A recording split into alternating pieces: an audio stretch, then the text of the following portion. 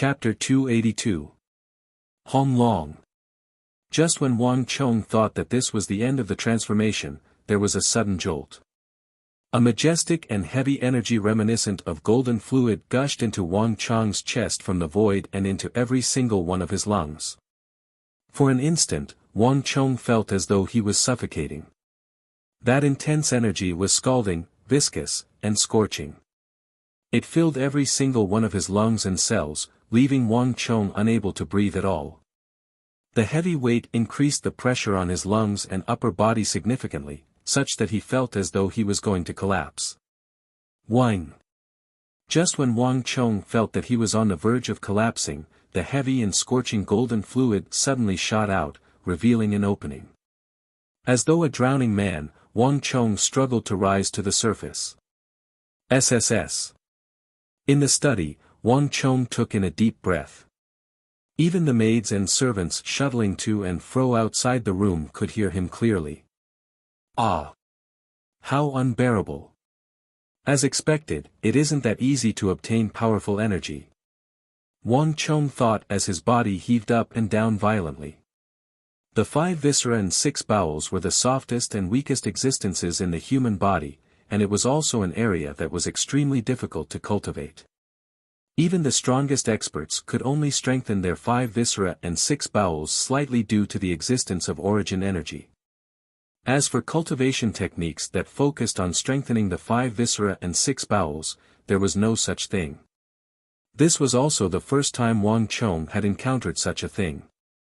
In terms of strengthening one's physical body, the golden organs was definitely one of the best physical body strengthening techniques out there, even surpassing the dragon bone art.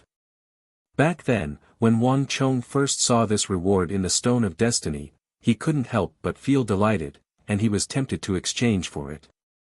But back then, due to the restraints of the world energy, Wang Chong dared not exchange for it at all. It was only when Zhang Munian's elementary superior rice appeared that his wish was fulfilled. Buzz! His body was warm. As he breathed heavily, Wang Chong could clearly feel the golden liquid from the hundreds of large and small alveoli in his chest seeping into his heart, liver, spleen, kidneys, and other internal organs. The boiling energy flowed into every cell, and finally, it slowly merged with the cells in these places. An experience he had never experienced before surged into his heart. Wang Chong felt that his body was as light as a feather, and it was getting lighter.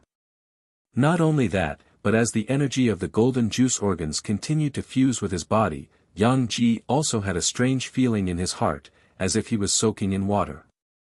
This feeling wasn't obvious at first, but it grew stronger and stronger as time went on. It was as if he wasn't surrounded by air, but a viscous liquid. So this is the golden viscera. Wang Chong slowly sensed the changes in his body and finally understood why the golden organs could change the affinity between a martial artist and heaven-earth yuan qi. In the past, although Wang Chong could feel the existence of heaven-earth yuan qi, it was only a feeling, and it was subjective. But now it was different. Wang Chong felt that he could even touch it with his palm, as if he was touching something real. Not only that, Wang Chong could even feel the flow of energy in the air. However, the range of this perception was not large, only about 5 or 6 zhang. But this was already very powerful. Even a true martial realm or profound martial realm martial artist might not be able to do this. This is really inconceivable. The Stone of Destiny's ability is completely different from the world of martial arts. Many of its abilities can't be estimated with common sense. Wang Chong shook his head and praised in his heart. He stretched out a finger, and a stream of energy that was hard to see with the naked eye flowed through the air. It was easily wrapped around by Wang Chong's fingertip, and then absorbed into his body. Although the amount of energy absorbed was not a lot, this kind of purposeful and targeted absorption of yuan qi was much more efficient than normal. If he wanted to, Wang Chong could absorb all the yuan qi within 5 or 6 zhang in an instant. In an intense battle where both sides' yuan qi was exhausted, this kind of ability would be decisive. Buzz! Standing alone in the study, he closed his eyes and spread his legs apart, motionless. Once the energy of the gold organs in his chest had completely dispersed into his 5 viscera, everything calmed down. Only then did Wang Chong slowly open his eyes. The energy in his body had completely calmed down. Compared to before, Wang Chong could feel that his 5 viscera and 6 bowels were stronger, more resilient, and could withstand greater impacts. Compared to a martial artist of the same level, his 5 viscera and 6 bowels were at least 7 or 8 times stronger. Strange, it seems like my body's strength has increased by quite a bit. Wang Chong's eyes lit up. He suddenly moved his arms, feeling that his strength had increased by quite a bit. He was secretly pleasantly surprised. The gold organs only targeted the internal organs of a martial artist. Not only could it strengthen the heart, liver, spleen, lungs, and kidneys, it could also increase one's strength. This was an unexpected gain. But if this is the case, coupled with the true martial Little Dipper, it will be much easier for me to reach the true martial realm in the future. My strength will also be much stronger. Wang Chong closed his eyes and muttered to himself. 100 feet tall building is built from the earth. The foundation of a building was often determined from the very beginning. If the foundation was unstable, it would be useless no matter how hard one tried to reinforce it. With a lifetime's worth of martial arts experience, Wang Chong couldn't be clearer on this point. It's about time. That person should be here by now. After meditating for another hour in the room and stabilizing his cultivation, Wang Chong glanced at the hourglass on the table before walking out of the study. How is it? Has Lord Zhang arrived? Wang Chong looked at the Wang clan guard outside the study and asked. Reporting to Gongzi, Governor Zhang has just arrived, and he's already waiting in the lounge. The servants have already prepared top-notch tea and pastries. Knowing that Gongzi is cultivating in the study, Madam is already there to receive you. She said that Gongzi will meet the governor immediately after you are done cultivating. The guard outside bowed respectfully. Clearly, he was sent by Wang Chong's mother, and he had been waiting here for quite some time now. I understand. You may leave now. Wang Chong nodded. Flinging his sleeves, he headed straight for the study. Jiannan Governor Zhang Wentua was an influential figure. Even though his standing couldn't compare to Zhangqiu Jianxiong, the Protector General of the Empire, in Wang Chong's heart, he was definitely one of the most important figures in this life. Back at the banquet, due to Zhangqiu Jianxiong's invitation and the fact that he was ambushed by the Gogurians, Wang Chong didn't find it appropriate to talk to him. It was just that Zhang Xian remembered the other party's face and made an appointment with the Jiannan prefect 2 days ago. The time was set by Wang Chong, and since this was their first meeting, Wang Chong didn't want to leave a good impression on the Jiannan governor. Thus, he chose the time carefully. Passing through many gardens, ponds, and corridors, Wang Chong finally met Zhang Wentua in the lounge of the Wang clan. There was a faint fragrance of tea in the room. When Wang Chong walked in, his mother was chatting with the Jiannan governor, who had come to the capital to report on his work. Upon seeing Wang Chong enter, Madame Wang immediately stood up from her seat. Chonger, it's rare for Lord Governor to visit our Wang clan as a guest. Madame Wang seemed to have a good impression of the governor of Jiannan. After leaving those words behind, she left with her maids and servants. Lord Governor. Wang Chong straightened his robe, straightened his expression, walked over, and gave a respectful bow. You're too polite, Chong Gongzi. Zhang Wentua hurriedly stood up from his seat and returned the greeting. While returning the greeting, Zhang Wentua assessed the legendary Gongzi of the capital in astonishment. In a place like the capital, Zhang Wentua was definitely a legendary figure. Many of the things that he had done were inconceivable even to an adult like Zhang Wentua. However, Zhang Wentua couldn't understand why this legendary Gongzi of the capital would invite him over. He had lived in Jiannan for a long time, and other than the annual reporting on his work, he had never spent much time in the capital. As such, he had never interacted with this Wang Gongzi before him. The Wang clan was a clan of ministers and generals, and Duke Jiao was an esteemed and virtuous minister. Under normal circumstances, Zhang Wentuo wouldn't be able to associate with such a prestigious clan. Only Protector General Zhangqiu Jianxiong was qualified to interact with them. Zhang Wentuo couldn't understand why Wang Gongzi would bring him up when they had never met before. Not only that, he even brought him up at Protector General Zhangqiu Jianxiong's banquet, even issuing such a bizarre invitation 2 days ago.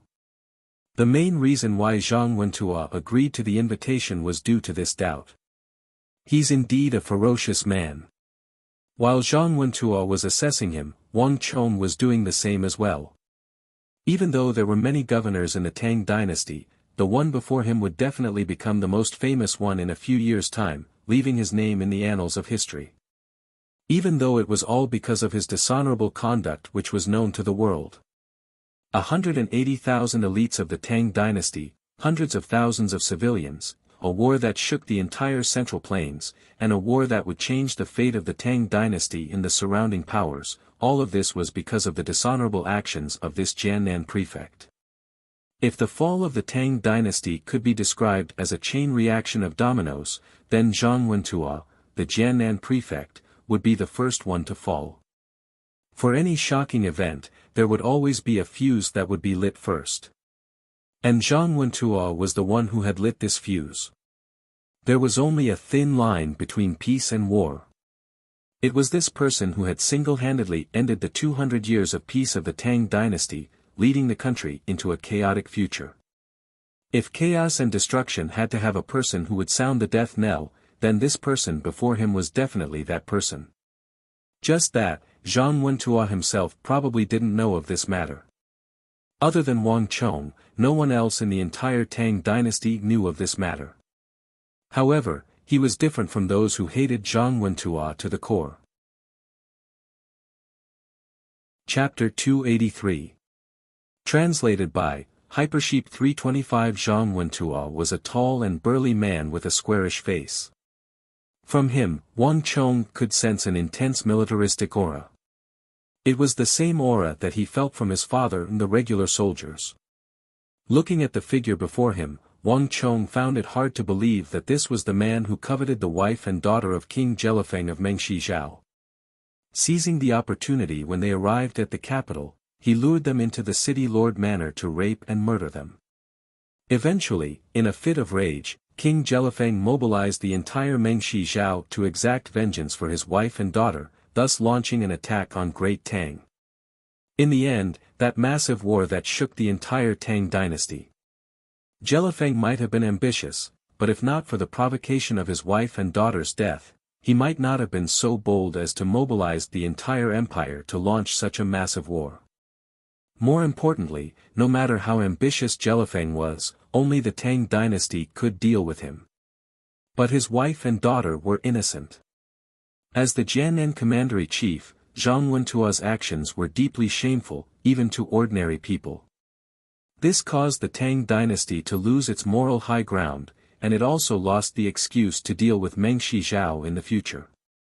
In fact, even the people of Jiannan who suffered the most after the 180,000 soldiers died in the war were filled with sympathy for King Jelifeng of Mengxizhao. Such a ridiculous matter had never happened before in any of the dynasties before the Tang dynasty. As the instigator of all of this, Zhang Wentuo became the sinner of the Tang dynasty, and he was hated by everyone. As these thoughts flashed across Wang Chong's mind, he quickly regained his composure. "Lord, this way please." Wang Chong calmly suppressed his thoughts and gestured Jiannan Prefecture Chief Zhang Qiantuo to sit back down. "Wang Gongzi, I'm indebted to you for taking care of me. May I know why you invited me to your residence?" Zhang Wentuo had the style of a soldier, so he didn't like to beat around the bush. After seeing Wang Chong for a few seconds, he immediately went straight to the point. I wonder how the governor and the protector general are doing in the capital." Wang Chong didn't mention the reason why he invited Zhang Wentuo over. Instead, he asked him about the matter regarding the emperor's visit to the royal palace. As he spoke, he picked up the teapot on the table and poured himself a cup of tea.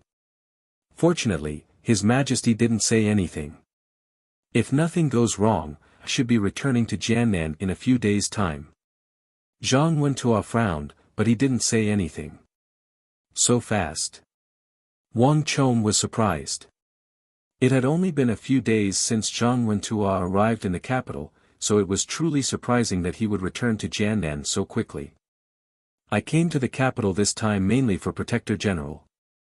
Now that the report is done, it's time to go back. Zhang Wentuo explained patiently. He had never been a person who was good at socializing. Even in Jiannan, he didn't get along well with Protector General Zhangqiu Jianxiong and General Xianyu Zhongtong, needless to say, Wang Chong. The southwest isn't as prosperous and affluent as the capital. Since it's rare for Lord to come to the capital, why don't you stay here for a while longer? This way, Wang Chong can play his role as the host. The Silk Flower Pavilion in the west of the city is a place where scholars and refined guests visit.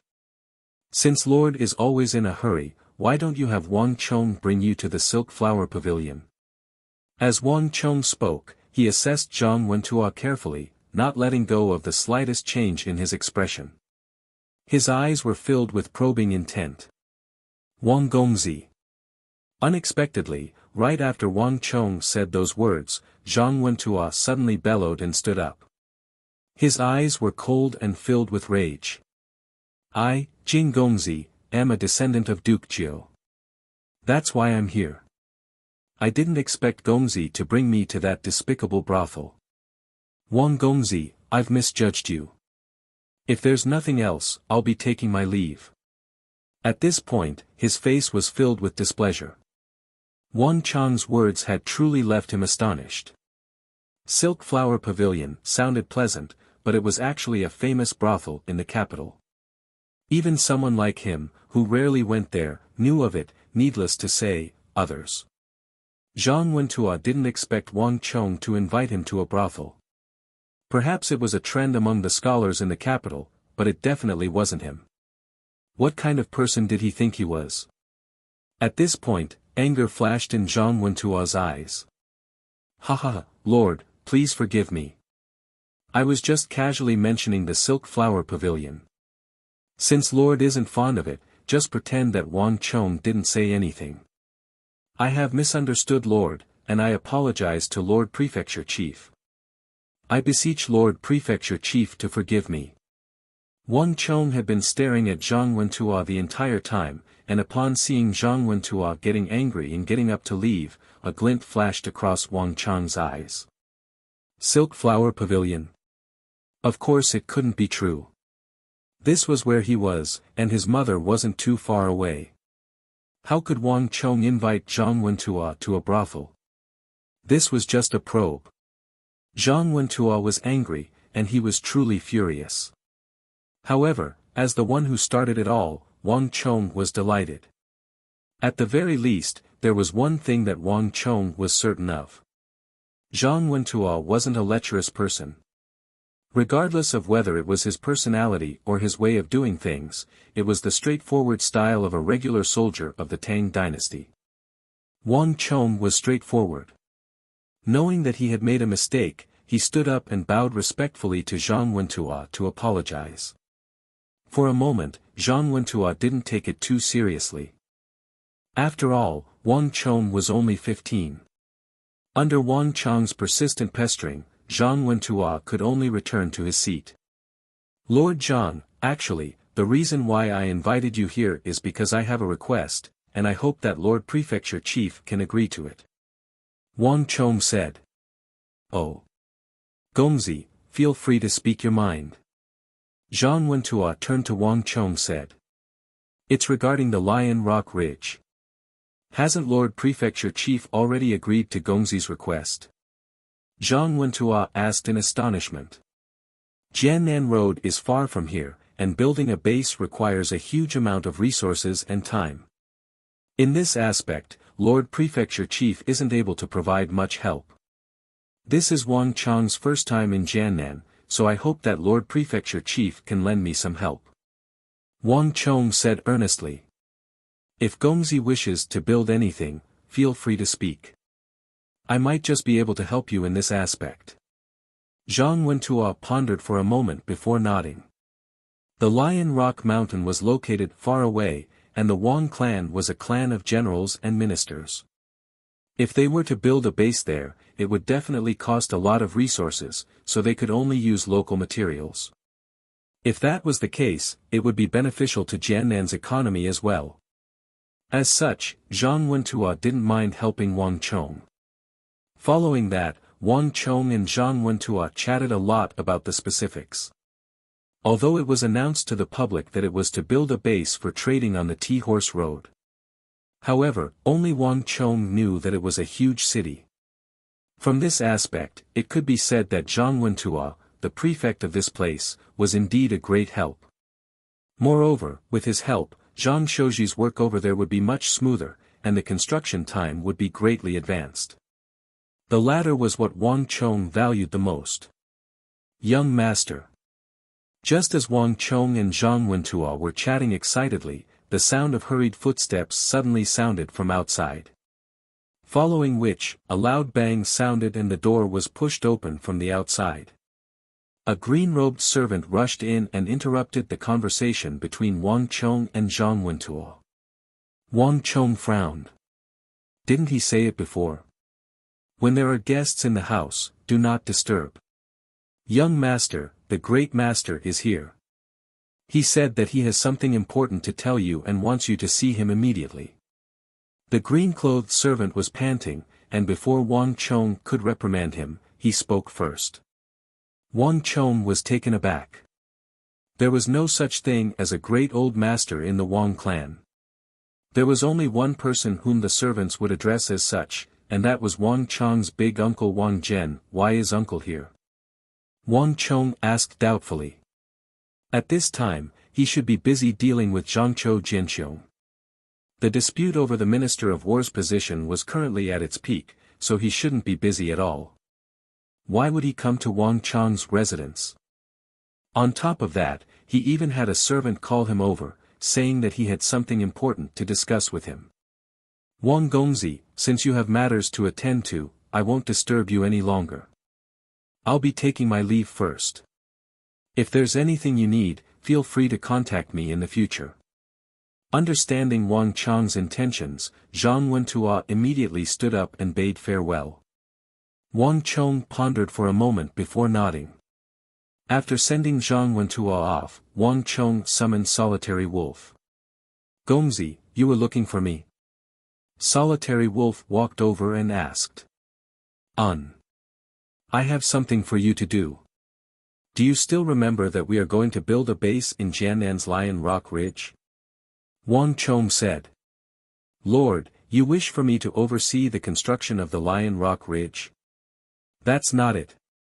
Wang Chong shook his head without any hesitation. I want you to follow Jiannan Prefecture Chief Zhang Wentuo in my name. No matter what, I want you to stay within the Prefecture Chief manor. If possible, befriend the Jiannan Prefecture Chief's children and stay within the Prefecture Chief manor to observe the happenings there. No matter what happens in there, I want you to send me a messenger pigeon every 10 days, 3 a month. If anything happens, you have to inform me separately. Ah!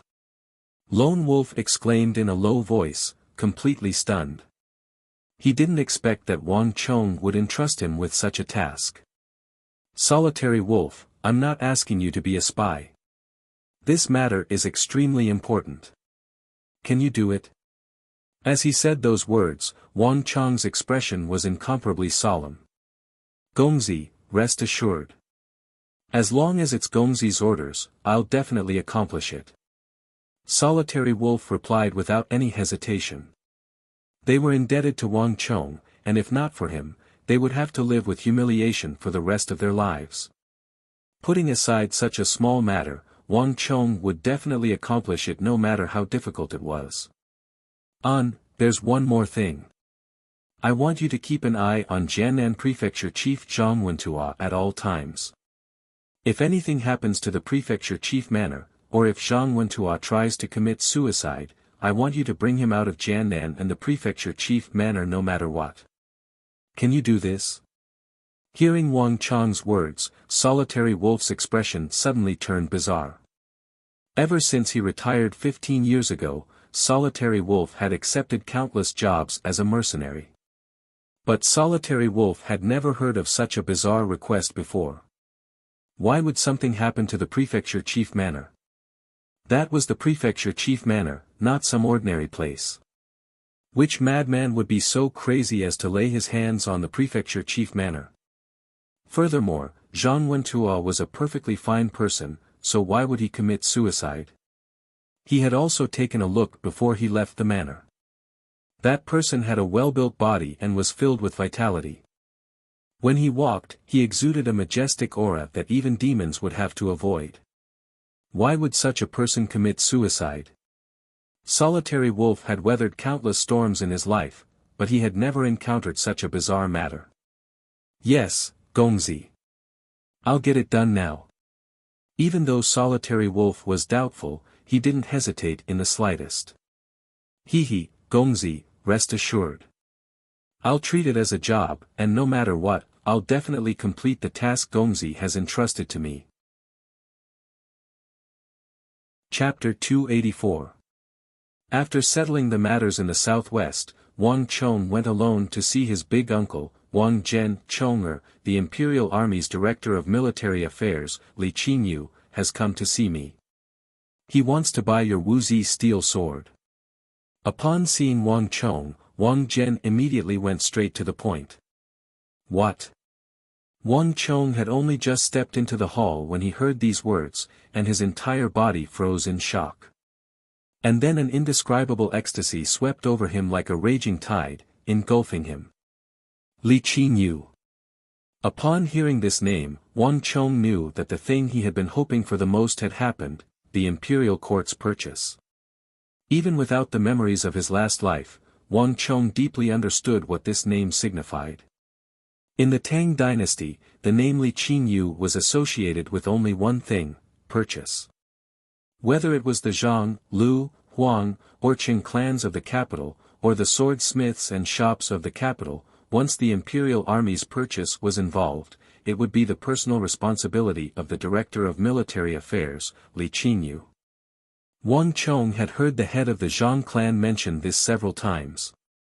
But to Wang Chong, this name had a special meaning that only he knew. It was precisely this Director of Military Affairs, Li Qingyu, who had led the largest purchase of Wuxia steel in the history of the Central Plains in his last life.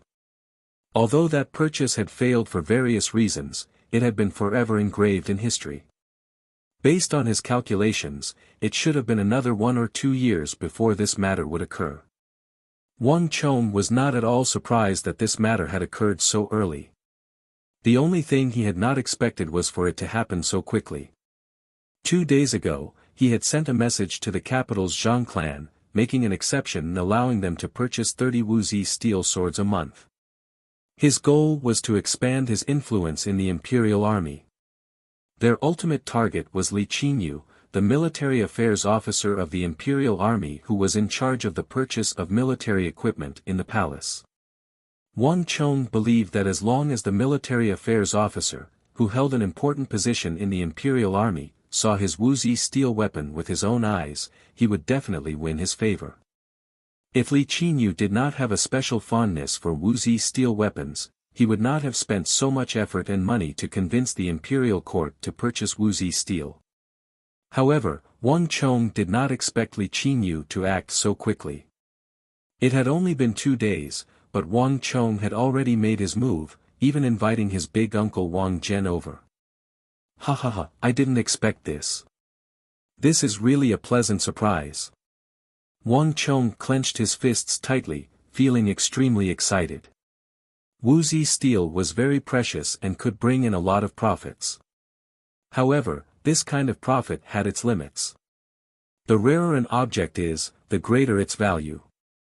Even though the weapon that Wang Chong sold to the Grand Marshal of the Imperial Army was worth 200,000 gold taels, this was something that the commoners would never dream of.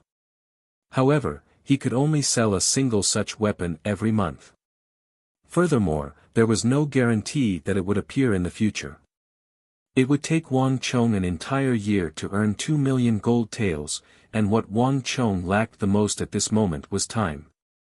There was nothing faster than selling it to the imperial court. Not everyone was able to afford 200,000 gold taels for a single weapon like the Grand Marshal of the Imperial Army. However, the imperial court was different. The potential of the imperial court was nearly limitless. In Wang Chong's plan, the best seller for the Hyderabad ores was the imperial court. However, he had to grasp this opportunity well. If it was too early, the Wuxia steel would be worthless. The imperial court might not be willing to buy it, and they wouldn't be able to afford it either. Now was the best time to do so. Wang Gongzi, nice to meet you. Under Big Uncle Wang Zhen's lead, Wang Chong met with the famous Director of Military Affairs, Li Qingyu, in the Jade Tavern in the west of the city. Lord Li, you're being too polite. Wang Chong smiled. As he spoke, he sat down opposite of Li Qingyu with a dignified expression. Director of Military Affairs, Li Qingyu, was an elusive existence in the Tang dynasty. His activities were mostly within the royal palace, and his movements were extremely discreet. Even when he visited the prestigious swordsmithing clans, he would come and go in a hurry, taking less than an incense's time. Even though Wang Chong had heard of his name, this was his first time meeting him. Lord Wang should have told you about it, right? Li Qingyu's style of doing things was extremely straightforward. As soon as he sat down, he went straight to the point. The imperial court wishes to purchase 1,000 Wuxia steel weapons from Gongzi. Since Lord Li is so straightforward, I'll be frank as well. I'm unable to purchase 1,000 Wuxia steel weapons. Wang Chong shrugged with a smile. Oh, why? Is it because the price is too low? A glint flashed across Li Qingyu's eyes. Pardon my bluntness, but it's impossible for the imperial court to purchase the weapons at the same price as Gongzi's. 20,000 gold taels for a single weapon isn't a low price. Indeed, given the current market for Wuxia steel weapons that Wang Chong had a grasp of, 20,000 gold taels for a single weapon was indeed a low price. However, this had always been the case for the imperial court's purchases. Lord Li misunderstands. Wang Chong chuckled. It's not that I'm unwilling, but that I can't sell them. Oh. Why? Because I only have 100 ingots of Wuxia steel. Wang Chong chuckled. From Arloja and Ablanadin, Wang Chong had only obtained 300 Jun in total. Yet, Li Qingyu wanted 1,000 ingots here. How could he possibly have so many? No matter how high Li Qingyu's price was, he couldn't afford it. However, the reason why Wang Chong invited Li Qingyu over wasn't to talk about this. Pardon my bluntness, but the reason why Lord Li wants these Wuxia steel weapons is because you want to build an army of Wuxia steel weapons, right? However, is 1,000 weapons really enough? Wang Chong chuckled. The people of the Tang dynasty were truly intelligent. Imperial Army Commander Zhao Fengchen had mentioned to him more than once about the possibilities of building an army with Wuxia steel weapons. It was the same for Li Qingyu as well. At first glance, these people were able to recognize the military value of the sharp Wuxia steel. And this was what the future Abbasid Caliphate did. Anyone who saw the Wuxia steel weapons would immediately realize the immense military value it held. This, Li Qingyu was taken aback.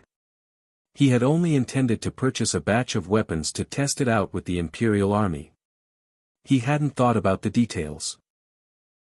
Lord Li, 1,000 men is definitely insufficient to build an army of Wuxia steel weapons. Furthermore, 20,000 gold taels per weapon is indeed a little low. However, if Lord Li is willing to pay me 8 million gold taels in advance, I might be able to find a way to equip an army of 10,000 men within 5 years. In fact, I can even lower the price of the Wuxia steel weapons to 18,000 gold taels for you. Wang Chong said. By the side, Wang Chong's big uncle frowned. However, Li Qingyu's eyes lit up.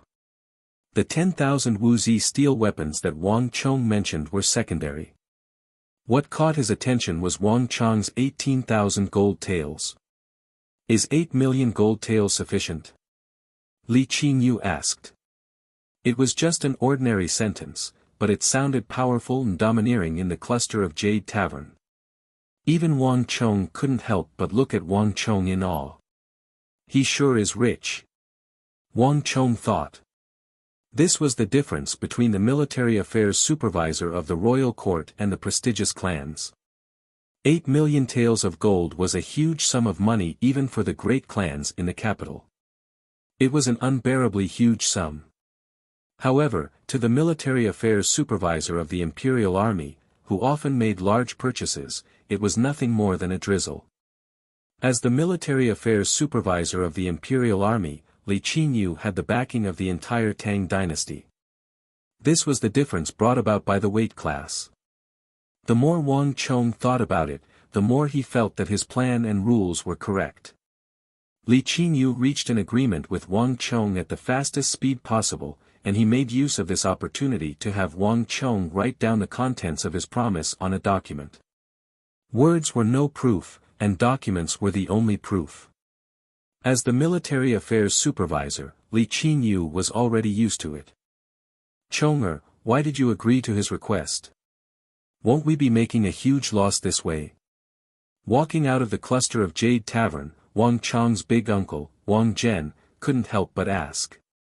The Wang clan was bound together for good and bad. Even though the one who was going to lose out was Wang Chong, Wang Zhen didn't think that he had nothing to do with this matter. Hee, big uncle, he has already come knocking on our door. Do you think that we can still reject him? Wang Chong chuckled. This, Wang Zhen was taken aback. If it was just Li Qingyu, he wouldn't have cared at all. He could have just rejected him. However, Wang Zhen knew that the one standing behind Li Qingyu was the Holy Emperor. This was also the reason why Wang Zhen didn't say a single word throughout the entire tavern. Hee, big uncle, don't worry.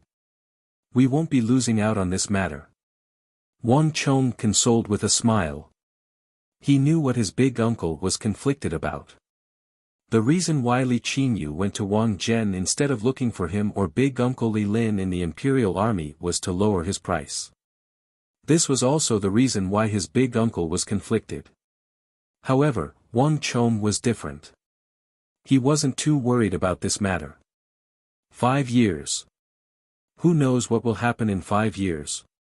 As Wang Chong spoke those words that only he could hear, he couldn't help but sigh in awe. 10,000 weapons in 5 years, even Li Qingyu probably didn't realize the significance of the deal he had just struck with Wang General. Too many things could happen in 5 years. If that calamity didn't happen within 5 years, if he was still alive after 5 years, he might just be able to fulfill his deal with Li Qingyu. Shaking his head, Wang Chong quickly recovered from his daze. 8 million gold taels. I'll have to spend at least 3 to 5 million gold taels on Lion City. The rest can be used to carry out the next step of my plan. After bidding farewell to big uncle Wang Zhen, Wang Chong gazed at the clouds in the sky, and his heart was in turmoil. The Lion City of Jiannan was a bottomless pit. Before him, there had never been a case of a private city being constructed in the Tang dynasty. Given the capabilities of a single person, this was still too much of a burden. But in Wang Chong's heart, the Lion City was the most important thing to him at the moment. No matter how much money he had to spend, he was determined to carry it out. This was also the reason why he requested an advance payment of several million gold taels from the imperial army. All kinds of barriers, defenses, rations, and even the repair of weapons, there were simply too many things involved. Even 5 million gold taels might not be enough. But even so, with this sum of money, he should be able to achieve the effect he wanted. Now, it was time for him to move on to the next matter. Chapter 285. Translated by Hypersheep 325. Wang Chong received Ablonidon and Ablonidon in his residence. It had been a long time since they last met, and the two monks had clearly gotten much tanner, as if they had been exposed to the sun. After Wang Chong spent several months in the Kunwa training camp, the two of them returned to Sinnu. One reason was that they needed to report to the high priest, and the other reason was that Sinda was currently experiencing a rare civil war.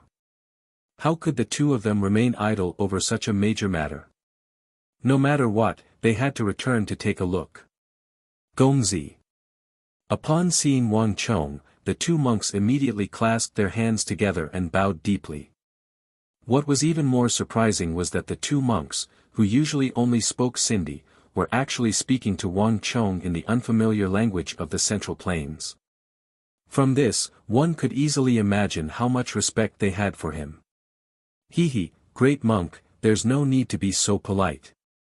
Wang Chong waved his hands with a smile. Ablanadin and Ablanadin had stayed in the Wang Chong residence for a period of time, and they had even taught Wang Chong the tortoise breathing art and arm connection art. As a result, Wang Chong was already on good terms with them. When they first met, they would still call him Grandmaster, but as their relationship grew closer, they would just call him Great Monk. This was a sign of their close relationship. Of course. To us Sindhu, Gongzi is a true living bodhisattva, a great Buddha who has truly saved us. Gongzi, please accept our bow. With reddened eyes, the two pressed their palms together and insisted on bowing to Wang Chong once more. If they hadn't returned to Sindhu, they wouldn't have known what the situation was like there. Although Sindhu suffered from famine all year round, and people would die every year, there had never been so many deaths. Starving corpses, skeletons, and flies were everywhere. If not for Wang Chong's food, who knew how many more people would have died? The two of them had heartfelt respect for Wang Chong. Seeing how insistent the two monks were, Wang Chong knew that they weren't doing this for him but for the Sindhi. Thus, he didn't say anything else. Just from the expressions of the two, Wang Chong could tell that the situation in Sindhu had improved significantly. Since Sindhu's condition can be alleviated, that's good. However, great monk, it is better to teach a man to fish than to give him a fish. If Sindhu wants to break free from starvation, it can only rely on itself. What I can do is only a cup of water on a burning cart of firewood. I can treat the symptoms, but not the root cause. Great monk, those who help themselves are helped by the heavens. In the end, Sindhu can only rely on itself. Wang Chong said. The relationship between him and Arloja and Ablanja was purely based on interests. However, Arloja and Ablanja's respect for him touched him a little, which was why he said those words. The famine in Sindhu wasn't a temporary one, but a perennial one. This wasn't without reason. In this transaction with Arloja and Ablanja, he had sent them a lot of rations, cows, goats, chickens, and ducks. If Sindhu was good at making use of the rations, they could just leave a portion of the rations to plant and raise the cows, goats, chickens, and ducks. The cows and goats could give birth next year, and the chickens and ducks could lay eggs. If the Sindhi were good at making use of the rations, the famine might be greatly alleviated, or if they were diligent enough, they might even be able to put an end to it. However, Wang Chong knew that it was impossible. The rations and livestock he had sent over would only be eaten up. The Sindhi high priest had only been thinking of treating the symptoms. As for treating the root cause, it probably wasn't within his considerations. This made Wang Chong recall a joke he had heard in the past. A neighbor saw that a man's family was so poor that he didn't know where his next meal would come from. Out of kindness, he wanted to help the man improve his family's circumstances and lift him out of poverty. Thus, he spent a huge sum of money to buy a cow that could give birth to calves for the man, urging him to let the cow graze well. When the cow gave birth next year, his life would become much better. In the beginning, the man also worked hard and made up his mind to change his past decadence and treat the cow well. He wanted to change his life and escape from poverty. However, he soon couldn't stand the hunger. Thinking that cows were more valuable than goats, he decided to sell the cow and buy a sheep. In any case, sheep could also give birth, and the extra money could be used to fill his stomach. However, out of worry for his neighbor, he struggled for a long time. In the end, he sold the cow and bought a sheep, and enjoyed a hearty meal. However, the money he earned from selling the cow and sheep was quickly spent. Thus, the man thought that since sheep were more valuable than chickens, and chickens could also lay eggs, he could sell the sheep for a chicken. With the extra money, he would be able to eat his fill. Unfamiliar the first time, but familiar the second time. This time, he didn't feel any psychological burden. On the third day, the chicken didn't lay eggs for half a day. In a panic, the man decided to kill the chicken and eat it. Thus, after going around for a while, the man's house was still empty, but the cow was gone. This was the situation that Cinda was currently facing. No matter how many times they saved them, no matter how much food and livestock they gave them, they were still the same Sindhu, impoverished and weak. In the coming year, Sindhu would still face the weakening of the Tang dynasty, and the situation of starvation would continue. However, Wang Chong didn't intend to do anything. Those who fall behind will be beaten. If he wanted to change Sindhu's situation, he could only rely on Sindhu. No one else could help him. Arloja and Ablanadin had awkward looks on their faces. How could they not understand the problems that Sindhu faced? However, this was something that even the high priest was helpless against. All they could do was try their best. Let's not talk about this anymore. Fortunately, Wang Chong flung his sleeves and didn't dwell on this problem. Great monks, the reason why I called you here is because I have a matter to discuss with your high priest. Without beating around the bush, Wang Chong went straight to the point. He didn't summon Arloja and Ablanadin to show concern for the plight of the Sindhi people. Gongzi, please speak. The two immediately said respectfully. I wish to discuss a deal with your high priest regarding the Hyderabad ores. I wish to increase the quota of Hyderabad ores in the Central Plains. Great monks, please don't feel troubled. It won't be too late to reject it after hearing my words. Wang Chong looked at the awkward expressions on the faces of the two monks and smiled as he extended a finger. His expression was confident and calm, brimming with a power that could convince others. 1,000 gold taels. This is the price I am willing to pay for the Hyderabad ores. I believe that the high priest will not reject it. His voice was resounding and resounding. 1,000 gold taels. Arloja and Ablanadin, who were just about to reject it, were stunned. Gongzi, you aren't joking, right? Arloja's eyes widened in shock. He couldn't believe that Wang Chong was serious. This was because the price was much higher than the current price. Of course I'm not joking. Wang Chong chuckled as he stood up from his seat. He exuded a maturity and steadiness that many people of his age lacked, as well as the aura of a leader that others could trust. When together with him, even Arloja and Ablanadin couldn't help but follow his lead. Even when listening to his words, they would pay full attention, afraid that they would miss out on any information he wanted to say. This was a completely involuntary process. At the start, it wasn't like this at all. In fact, the two of them even rejected Wang Chong. There's a reason why I'm offering a high price. I hope that the high priest will sell the largest amount of ores to me this year. Wang Chong raised a finger as he walked toward the duo. The annual production of ores in Hyderabad was very low. In other words, there was a quota. If one place supplied too much, another place would have a corresponding decrease. That's right. Wang Chong wanted to snatch the quotas of Arabia and Karak Spa Zinu. In his previous life, Arabia and Karak Spa Zinu relied on their heavily armored army equipped with Wuxia steel scimitars to win the war against the Tang dynasty in the western regions, single-handedly sending the most elite troops of the Tang dynasty to their deaths. Money makes the world go round. Wang Chong wanted to use his enormous wealth to forcefully snatch the quotas of Arabia and Karak Spa Zinu's Hyderabad ores and nip their Mamelukes in the bud. The superior destroys the conspirators, while the subordinate destroys the soldiers. The most brilliant tactic was to subdue the enemy without fighting. Wang Chong didn't ask for an advance of 8 million from Li Qinyu just to play around, and even more so, not to become a millionaire. After deducting the 5 million required for the Lion City of Jiannan, the remaining 3 million was used by Wang Chong to snatch the quotas of Hyderabad ores from Arabia and strike at the Abbasid Caliphate in Karak-Spazinu. War didn't necessarily have to be fought with swords and spears.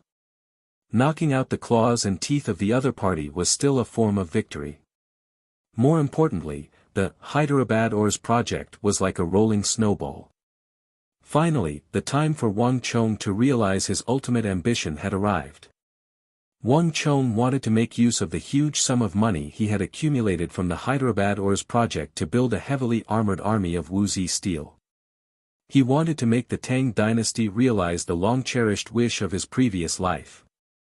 He wanted to make those fearsome weapons appear in the army of the Tang dynasty and lend them a helping hand. With his wisdom and strength, he wanted to help the Tang dynasty sweep away all the enemies who were eyeing him covetously. Wang Chong knew that the Sindis, including the high priest, would never be able to reject him. Because there was an irresistible temptation within. "May I know how much ores Gongzi wants?"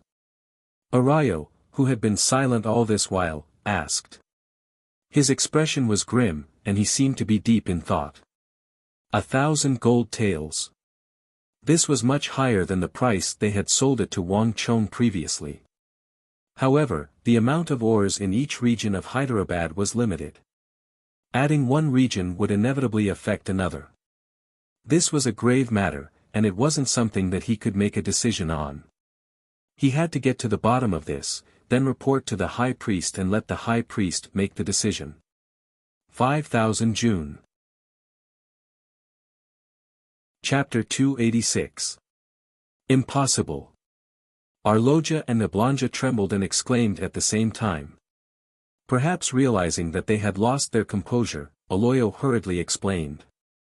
"Gongzi, it's not that we don't want to sell, but we won't be able to excavate that much in an entire year. The Hyderabad ore was extremely tough, which meant that it was buried in an extremely harsh environment, making it extremely difficult to excavate. The Hyderabad ore wasn't an ordinary ore that could be found on the streets, and its output wasn't high. Even if they gathered all the resources from all the regions, they wouldn't be able to produce 5,000 June of ore in an entire year. Then how much ore can Hyderabad produce in a year?" Wang Chong placed his outstretched hand behind his back and asked with a smile. He naturally knew that the output of Hyderabad's ore wasn't that high. He was trying to figure out the true output of Hyderabad's ore so that he could decide how much he needed. 3,000 June. That's the highest output we can estimate right now. And we'll only be able to reach it by the end of the year. If we want to reach the level you speak of, we'll have to increase our manpower and increase the output. Aloyo said seriously. Then why don't we increase the output? In the high priest's plan, he should have added more manpower and increased production, right? Wang Chong said. But even so. That's a matter for next year. We won't be able to gather that much this year. Aloyo said gravely. The price of 1,000 gold taels per June was really too high, it was too tempting. Moreover, it would be beneficial to Sindhu as well. But more importantly, Wang Chong's demand was too high, and Sindhu simply couldn't produce 5,000 June, then we should be able to reach 1,000 June, right? Wang Chong said with a smile. This was his true goal. If he was just talking to the two monks, he wouldn't have to go through so much trouble. But he was talking to the high priest of Sindhu, and the one who could make the decision was the Sindhu high priest that Wang Chong had never met before. The two monks were just his eyes and ears, so he naturally had to play some tricks. This should be barely enough. After a moment of silence, Aloyo finally nodded. However, it should take at least 2 more months. 2 months later, I should be able to gather the number you mentioned. Aloyo had been to the mines of Sindhu and was very familiar with the situation there. Wang Chang's 1,000 jun of ore was basically the limit of Sinda's output this year. After selling 1,000 jun to Wang Chong, there wouldn't be much left for the year. After all, it was only a few months away from the end of the year. Besides, I can't make the decision on this matter. We still have to ask the high priest. Arroyo said. In the end, as expected, Arroyo indicated that the final decision was still in the hands of the high priest. Of course. Great monk, please tell the high priest that as long as he agrees to my conditions, I can pay 1,000,000 taels of gold in advance. As Wang Chong spoke, he threw out his final bomb. There will always be brave men with great rewards. Arloja and Arroyo walked out of the gate of the Wang family in a trance. Wang Chong smiled with satisfaction as he looked at the shocked expressions on their faces and their dejected backs. 1,020,000 taels. This was more than 10 times more than the previous transaction. Just 90,000 taels of gold was enough to make Sinda go wild with joy. Now, it was 1,000,000 taels of gold. To the famished Sindu, this was an irresistible temptation. Wang Chong knew that his plan would definitely succeed. Even Arloja and Arroyo would do their best to persuade the Sinda high priest for the sake of Sinda's interests. Gomzi, isn't this really worth it? 1,000,000 taels of gold isn't a small sum. Old Eagle said as he watched the backs of the two monks depart. Since he was going to follow Wang Chong and the Wang clan, he needed to understand his own clan. He also had some understanding of the Hyderabad ore. But 1,000,000 taels of gold was truly too much. Gold is just a type of metal. You'll understand in the future. Wang Chong chuckled, not bothering to explain. Zhang Shouji was helping to construct the Lion City in the southwest, Li Zhuxin was looking after Zhang Money, and in Jiaoji, Solitary Wolf would represent him to negotiate with Zhang Wentua, and as for the Sinda high priest. Even though Wang Chong had never met the high priest before, he was confident that the massive sum of 1,000,000 taels of gold would be enough to move the high priest. The Arabs still hadn't grasped the forging technique for Wuxia steel, so it would be a waste even if they obtained the Hyderabad ore. Regardless of whether it was in terms of technology or wealth, they were no match for him. Everything was on the right track. He had finally accomplished something that he had never dared to imagine in his previous life. Once he was done with this matter, he would be able to return to the Kunwa training camp and focus on his martial arts. Right now, there's only that matter left. Wang Chong said to himself, a figure flitting through his mind. The reason why he was heading down the mountain this time was because Protector General Zhangqiu Jianxiong was entering the city. On the other hand, there was another matter that Wang Chong had on his mind that he wanted to investigate. It wasn't convenient for Wang Chong to do this while he was in the Kunwa training camp. However, with the backing of the Wang clan, it should be much easier for him to investigate this matter. The Eagle, how's the progress on the person I asked you to investigate? Is there any news? Wang Chong's voice was much softer than before. Ah! The Eagle subconsciously exclaimed. As if awakened from a dream, a serious expression appeared on his face. This was a request that Wang Chong had made after killing King Sojurim. Ever since he, Solitary Eagle, Steel Arms, and the others had sworn an oath to follow Wang Chong, this was the first time Wang Chong had asked him for a favor.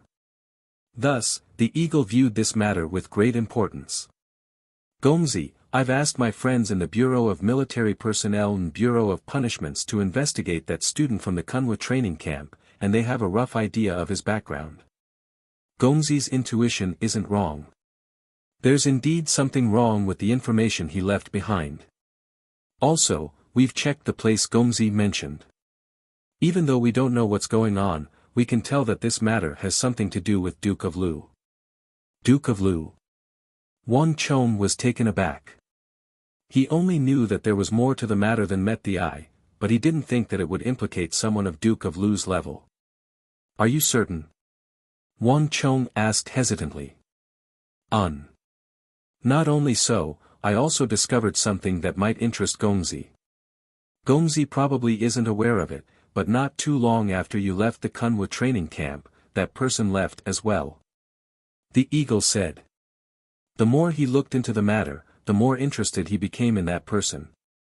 After following Wang Chong, the eagle gradually realized that no matter how ordinary Wang Chong's arrangements might seem, they weren't as simple as they seemed.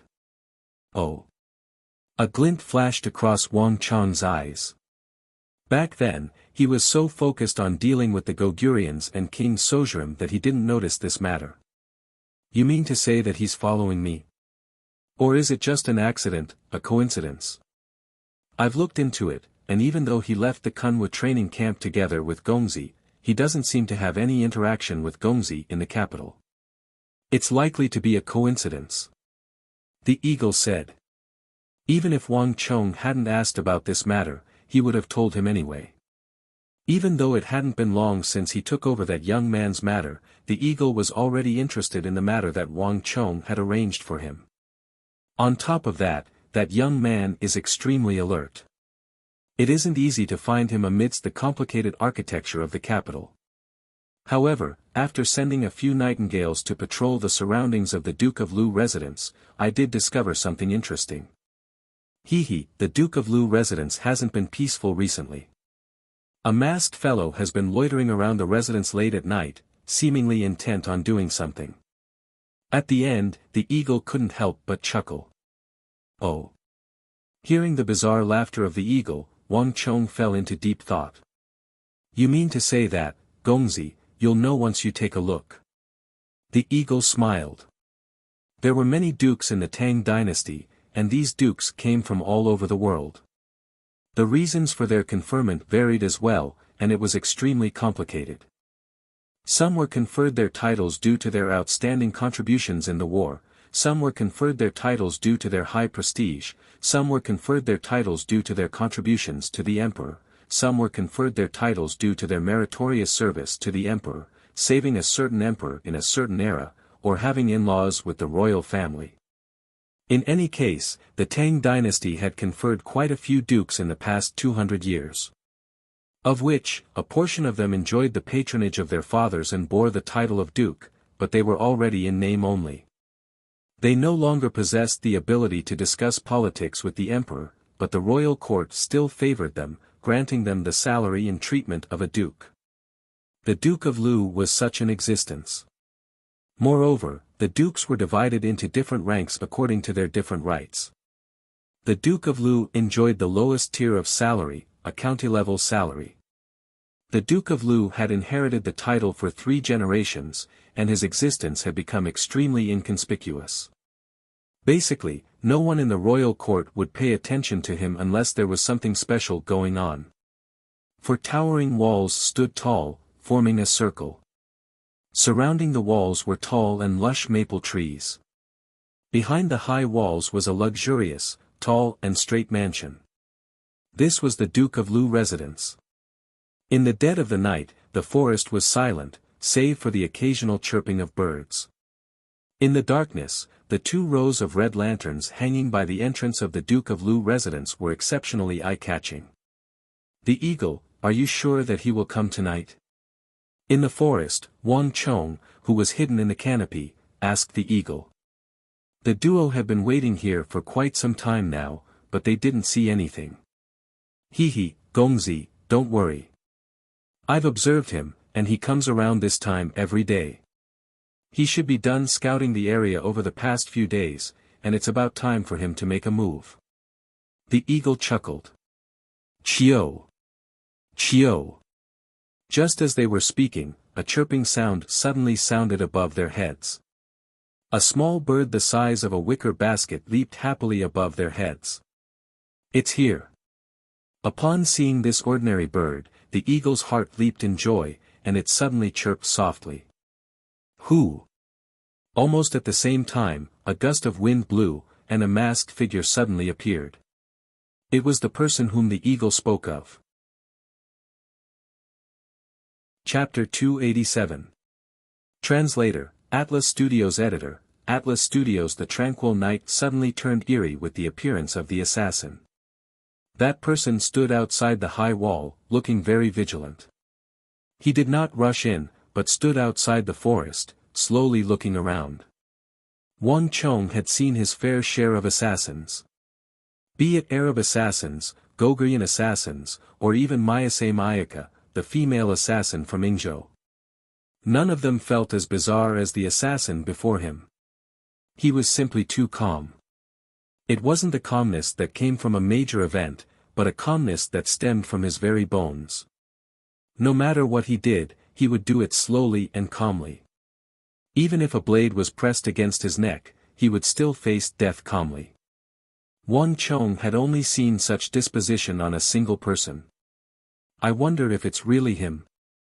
A thought flashed across Wang Chong's mind, and he recalled a certain person on White Tiger Peak. Even though the eagle had been hinting that the other party was that person, he hadn't seen the other party's face yet, so he couldn't confirm it. Furthermore, there was a slight difference in his physique. It was hard to tell if the other party was a completely different person or if he had used some kind of movement technique to alter his movements. As the distance was too close, Wang Chong and the eagle didn't dare to get careless. They lowered their bodies and held their breaths, lowering their presence to the minimum. Wang Chong even used the tortoise breathing art to seal all of his pores so that not a single sound could be heard. Whine. Just as the duo was holding their breaths, an abrupt change occurred. An intense feeling of being watched rose in their hearts, and their hearts shuddered. This is bad. He has noticed us. Through the dense foliage, Wang Chong and the eagle noticed a pair of sharp eyes staring in their direction at the same time. That piercing gaze made the duo feel as though they were completely exposed. That fellow is way too wary.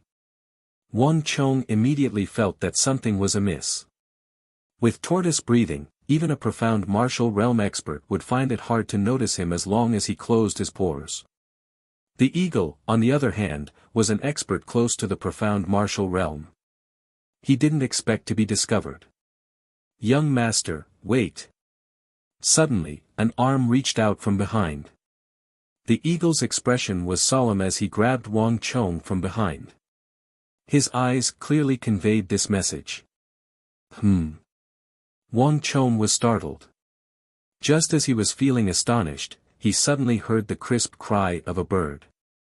Chirp chirp. Chirp chirp. The sound was very close, jumping around, not far from the top of their heads. It was the little bird that the eagle kept.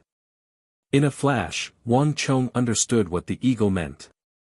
The person was not looking at them, but at the little bird trained by the eagle above their heads. Chirp chirp. Chirp chirp.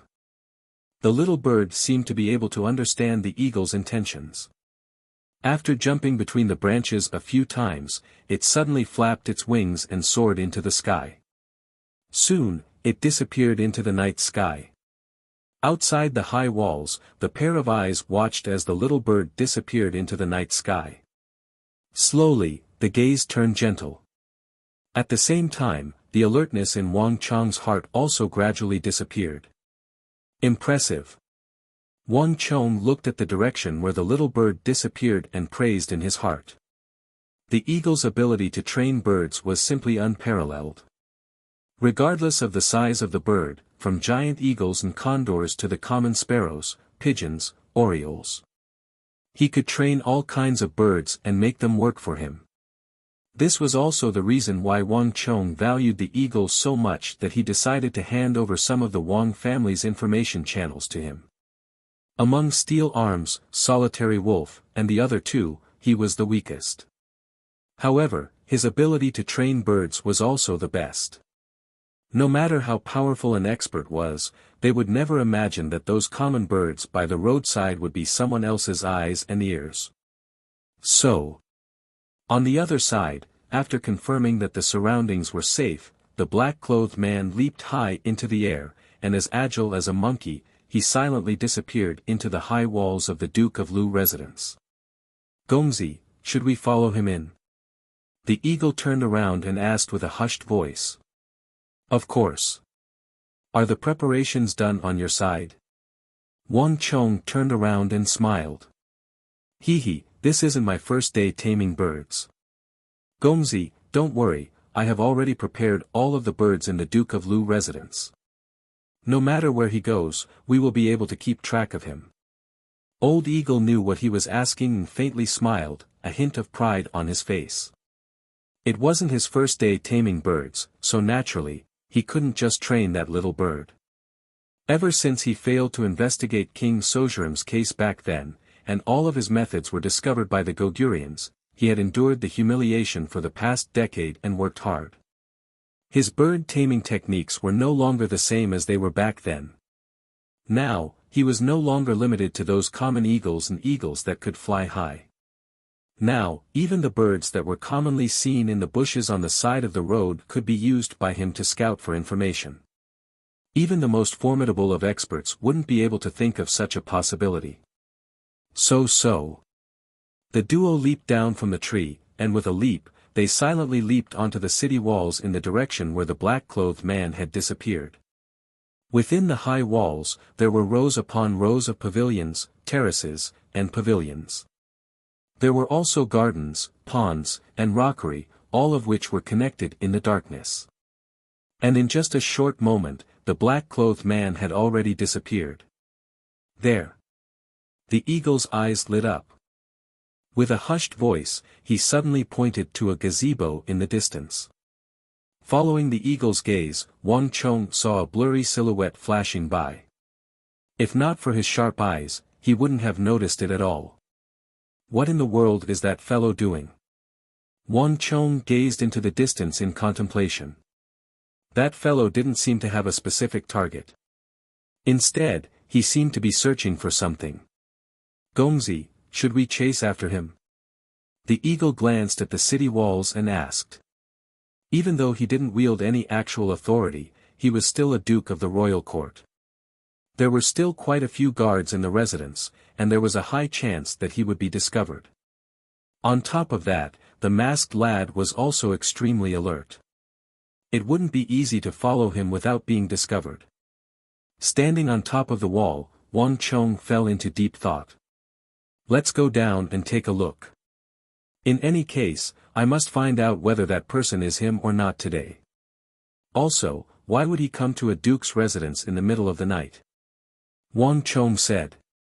He had to get to the bottom of this matter before returning to the Kunwa training camp. This was the final matter he had to understand. As for the danger, he wasn't afraid even if he was discovered by the Duke of Lu. Let's go. Leaping down from the city walls, the duo discreetly headed in the direction of the masked man. At this moment, the birds that the eagle had reared played an important role. Even without following the masked man, the duo was able to keep track of his movements. That fellow is too daring. What is he looking for? The masked man's movements were erratic, sometimes to the east and sometimes to the west. As he tailed the masked man, even the eagle was astonished. After all, this was a duke's residence, and after many years of accumulation, there were still some formidable experts in it. Even the eagle and Wang Chong had to tread carefully here in case they were discovered by anyone from the Duke of Lu residence, needless to say, anyone else. But the masked man didn't have the slightest bit of apprehension.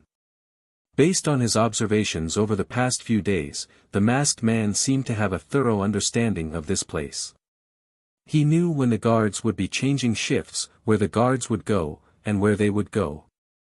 It was as if he was a member of the Duke of Lu residence. But the eagle knew that it was impossible for that to be the case. Along the way, he had seen the masked man entering and exiting the bathhouse, the drawing room, the guest room, the main hall, the garden. Other than the Duke of Lu's residence, which was heavily guarded, the masked man had entered almost everything else in the Duke of Lu residence. His footsteps were silent, and his expression was frighteningly calm. In the darkness of the night, he seemed no different from a specter, leaving one shivering in fear. All of a sudden, the eagle froze. His gaze was fixated on the area before him. What's wrong? Following beside the eagle, Wang Chong immediately noticed that something was amiss. Over there. He entered the residence of the son of the Duke of Lu. The eagle was taken aback. What? Wang Chong hadn't realized what was going on yet. That's the residence of the son of the Duke of Lu. The eagle stared ahead. Wang Chong's body trembled violently, and he abruptly turned his head around. In the darkness, through the arched roof, he could see a brightly lit room in the distance. Unlike the other areas of the Duke of Lu residence that had been plunged into darkness, this room was extremely eye-catching. Wang Chong finally understood the eagle's intentions. Most people dressed in black would try their best to avoid places with open flames. However, this person didn't seem to have such qualms. But this wasn't what Wang Chong was concerned about. "Eagle, are you sure that that is the residence of the son of the Duke of Lu?" Wang Chong asked grimly. The eagle nodded. "Gongzi, do you want to take a look?" Unexpectedly, the eagle thought that Wang Chong would agree with his suggestion. But contrary to his expectations, Wang Chong's face suddenly warped. "Let's go. This is a trap. If we don't leave now, it'll be too late." "What?" The eagle was astonished. How could this be? The sparrows he had trained had been in the vicinity all this while, and they hadn't noticed any traps at all. Why would Wang Chong say that this was a trap? But Wang Chong didn't explain at all. After saying those words, he immediately leaped forward and dashed out. The eagle hesitated for a moment, but eventually, he still decided to follow. The duo swiftly retraced their steps, leaped over the high walls, and left the Duke of Lu residence. "Gongzi, what is going on?" In the forest beyond the high walls, the eagle asked as soon as he landed on the ground. "Eagle, things aren't that simple. I don't know if the men from the Duke of Lu residence have noticed you, but they have definitely noticed him. Regardless of what he is looking for or whether he is targeting the son of the Duke of Lu, he won't be able to get anything out of this trip." Wang Chong said grimly. His thoughts were too simplistic. The Duke of Lu had already fallen from grace, and he didn't even have the right to discuss politics in the royal court. Only during the Lantern Festival would he be invited to the royal palace to have a meal with the Scions. But how could a duke of the Tang dynasty be simple? Chapter 288. So. Not too long after the duo left the Duke of Lu residence, a commotion could be heard from behind the walls. This sudden movement immediately attracted the attention of the two people. "Gongzi, there's movement. That person has left the Duke of Lu residence," the eagle reported. As he spoke, the eagle couldn't help but glance at Wang Chong in astonishment. He knew that Wang Chong was right. Not bad. His reaction is indeed fast to realize that something is amiss so quickly. Hearing those words, a hint of surprise flashed across Wang Chong's eyes. He had just left the Duke of Lu residence, but he had already left the area. There weren't many people who could match up to his sharpness. "Let's go and take a look." Without any hesitation, Wang Chong beckoned the eagle, and the two of them headed in the direction where the masked man had left. So. A cold gust of wind blew, and in the direction opposite of where Wang Chong and the others had entered the Duke of Lu residence, there was a flash of light, and a masked man leaped out from behind the walls. The masked man's hands were hidden within his sleeves, and he clenched them tightly. His face was pale, but he didn't say a single word. Only deep hatred could be seen in his eyes. Without a doubt, his operation had failed. So. After leaving the Duke of Lu residence, the black-clothed masked man swiftly dashed into the distance. "Humph. Brat, are you still thinking of leaving?" A cold sneer sounded, and a light flashed in the forest. A figure suddenly appeared from the side, blocking the path of the masked man. The masked man's face darkened, and just as he was about to turn around, another figure leaped out from the other side of the forest, blocking the masked man's path. "Humph. I already told you to stay behind, so where do you think you're going?" That muscular figure walked out from the ambush, but he wasn't in a hurry to attack. Instead, he slowly surrounded the masked man to prevent him from escaping. Even though the masked man was dressed in black and had a mask covering his face, the figures on both sides were sneering coldly, as if they had seen through his disguise. "Humph, aren't you going to speak? Do you think you can hide your identity by not speaking?" The fierce-looking man in the lead laughed coldly and continued to press forward. "Let me tell you, you might be able to hide your identity from others, but you won't be able to fool Gongzi and the old master. Kid, from the very beginning, master knew that you would come here sooner or later." Hearing this, a slight change finally appeared in the masked man's eyes, but there was even more extreme coldness and hatred. "Hee, if you were in the Kunwa training camp, we wouldn't be able to do anything to you. But it's a pity that you survivors refuse to give up and actually walk right into my trap." The burly man in the lead sneered. Buzz. Hearing the sturdy man's words, the masked man's complexion suddenly changed. His eyes were slightly red, and an extremely cold aura was released from his body. He was like the most ferocious beast, dangerous and terrifying. In the beginning, the leader of the group was still calm and unruffled, looking down from above like a cat toying with a mouse. But under the pressure of the masked man, he felt as though he had swallowed 100 flies, and he felt extremely uncomfortable. "Brat, you still dare to look at me with such eyes? You really don't know what's good for you. Since that's the case, don't blame me for this. Brothers, come out." Whoosh, whoosh, whoosh, like some kind of signal, in an instant, the front, back, left, right of the black-clothed masked man. Like ghosts appearing out of thin air, they suddenly walked out of their hiding places with malicious intentions and surrounded the black-clothed masked man. Screech. Not far from the top of the forest, a clear and resonant cry came from a place not far above the forest. A cat-like adult eagle spread its iron wings and gently glided down from the sky. "Right, I forgot to tell you. No matter which direction you flee in, you won't be able to escape. So, you should just give up." The leader of the group said coldly, as though he was looking at a prey trapped in a cage. He tore off a piece of jerky and tossed it over. The ferocious bird caught it, and with a sharp cry, it flapped its wings and quickly flew up, disappearing into the night sky. Watching the giant eagle disappear into the night sky, the black-clothed masked man suddenly understood something, but his cold eyes did not show any expression. Clang!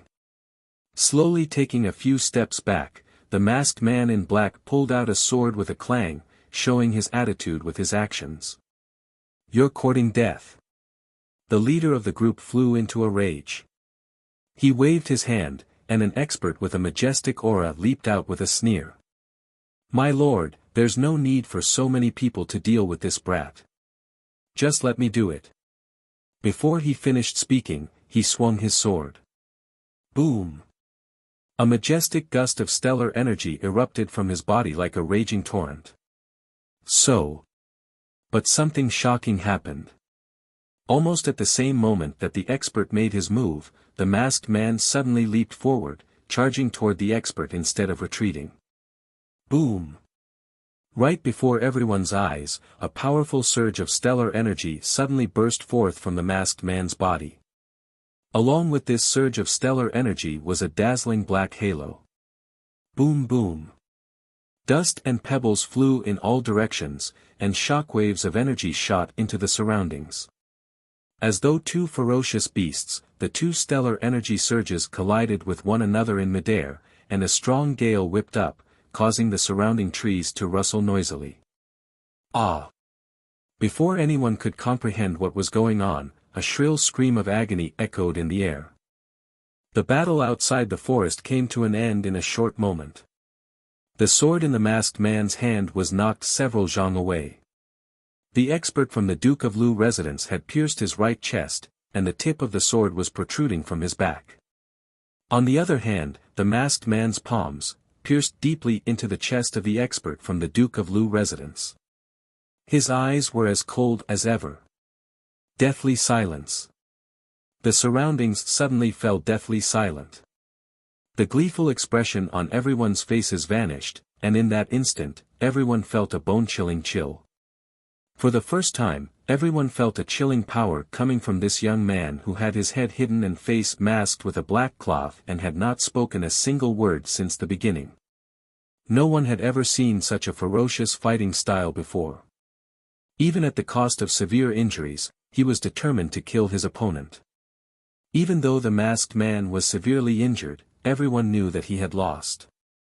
That was because he had paid the price with his life. Pucci. Outside the forest, the masked man calmly withdrew his hands, and the expert from the Duke of Lu residence collapsed to the ground as though a wooden pillar with his eyes wide open.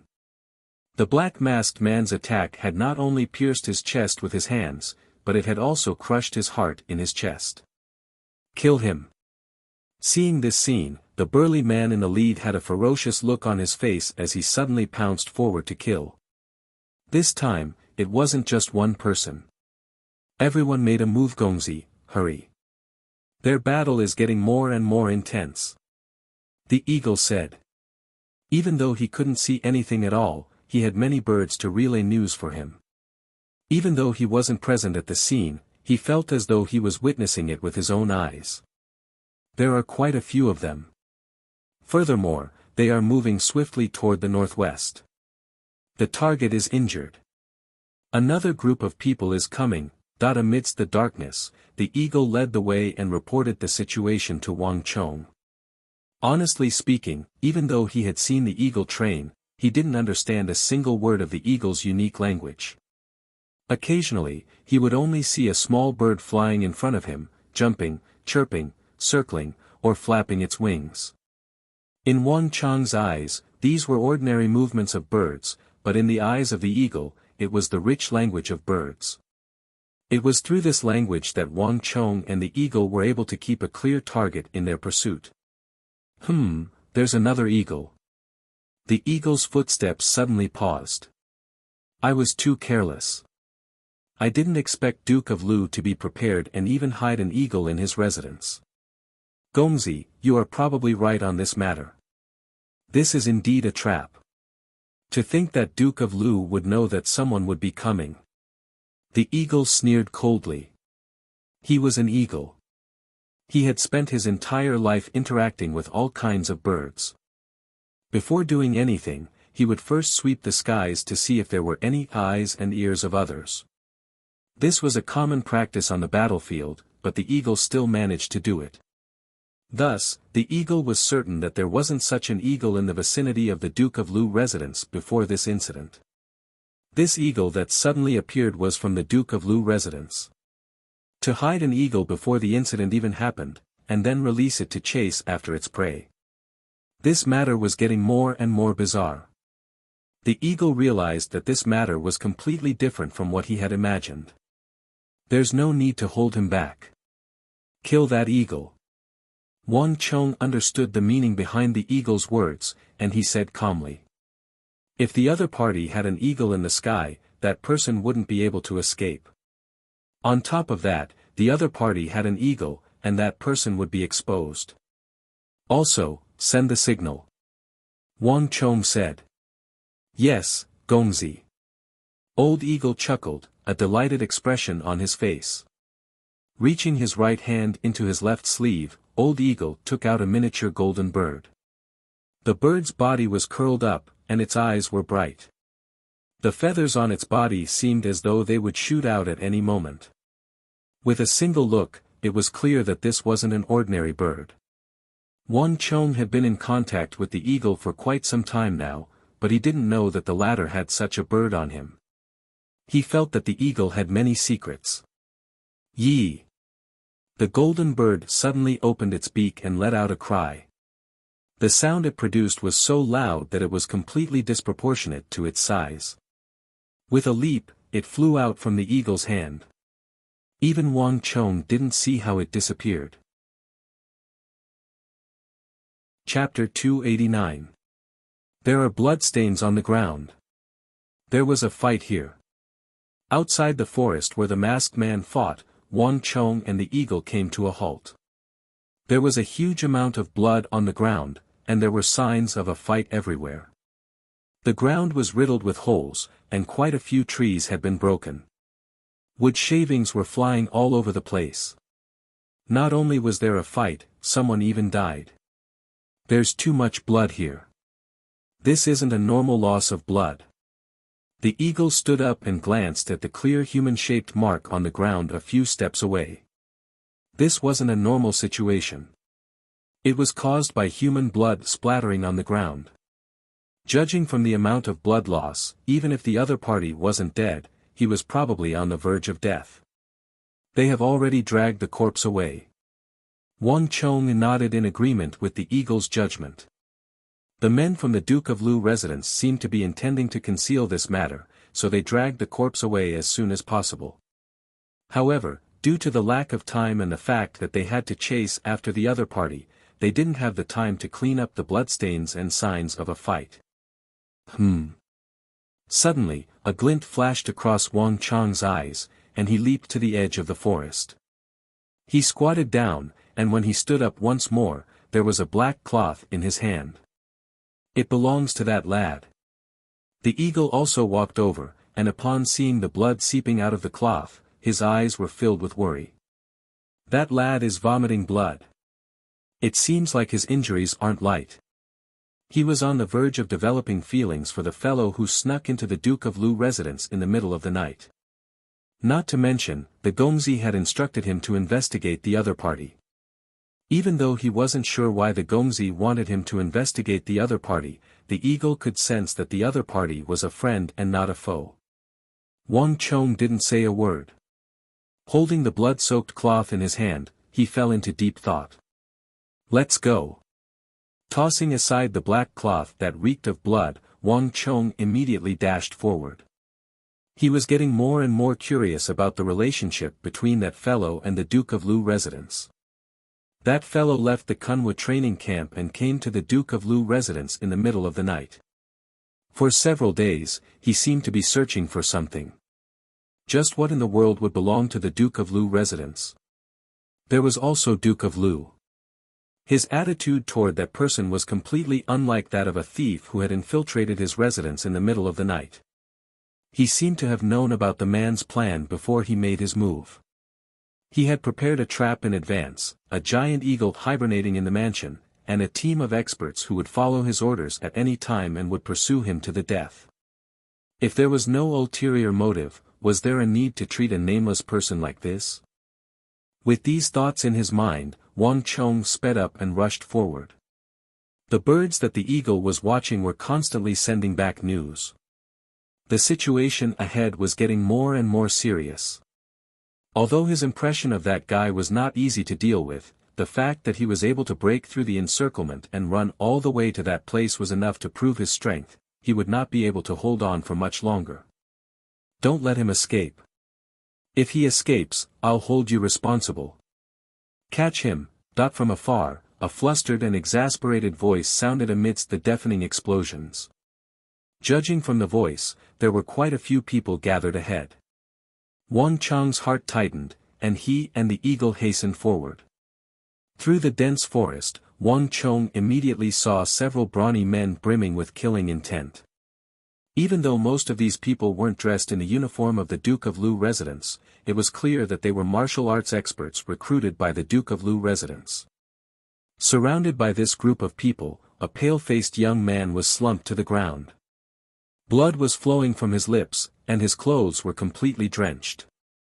Usually, it was difficult to discern the color of blood on a black nocturnal outfit, but at this moment, even Wang Chong could tell that it was viscous fresh blood. His body was riddled with sword wounds and saber wounds. It wasn't as simple as a cut from a sword. Many of the wounds had penetrated through the body, from the front to the back. In some places, even the bones were exposed. The injuries were so severe that an ordinary person wouldn't have been able to withstand it and would have fainted from the pain. But that person didn't. He sat on the ground with a calm expression, so calm that it was frightening. It was impossible for anyone to do what he did. But he was truly capable of doing so. In fact, Wang Chong couldn't even sense the slightest hint of emotion from him.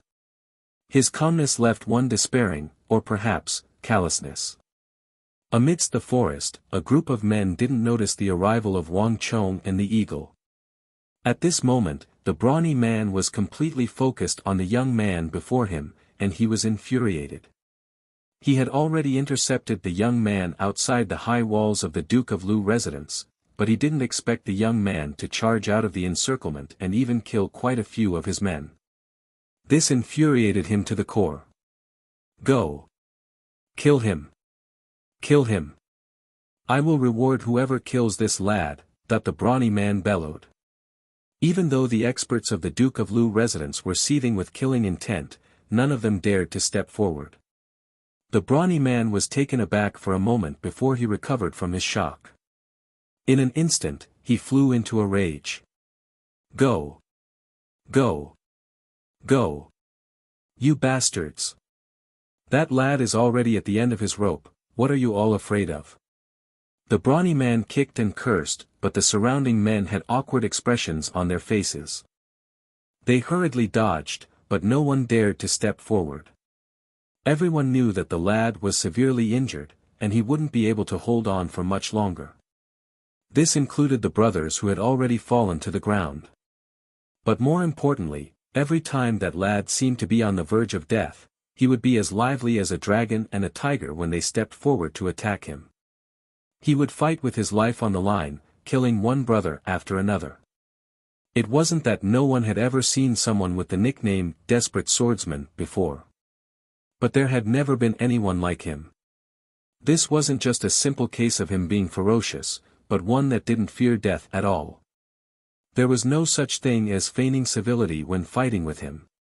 From the very start, he would fight with his life on the line, knowing that it was either life or death. Every time that lad seemed to be at the end of his rope, he would risk his life to be pierced through, and his internal organs would be blasted before killing his opponent in a single blow. Furthermore, he would stab his hands into the other party's body and kill them in such a chilling manner. At this point in the battle, everyone already understood that his sharpest weapon was not his saber or sword, but his pair of fists.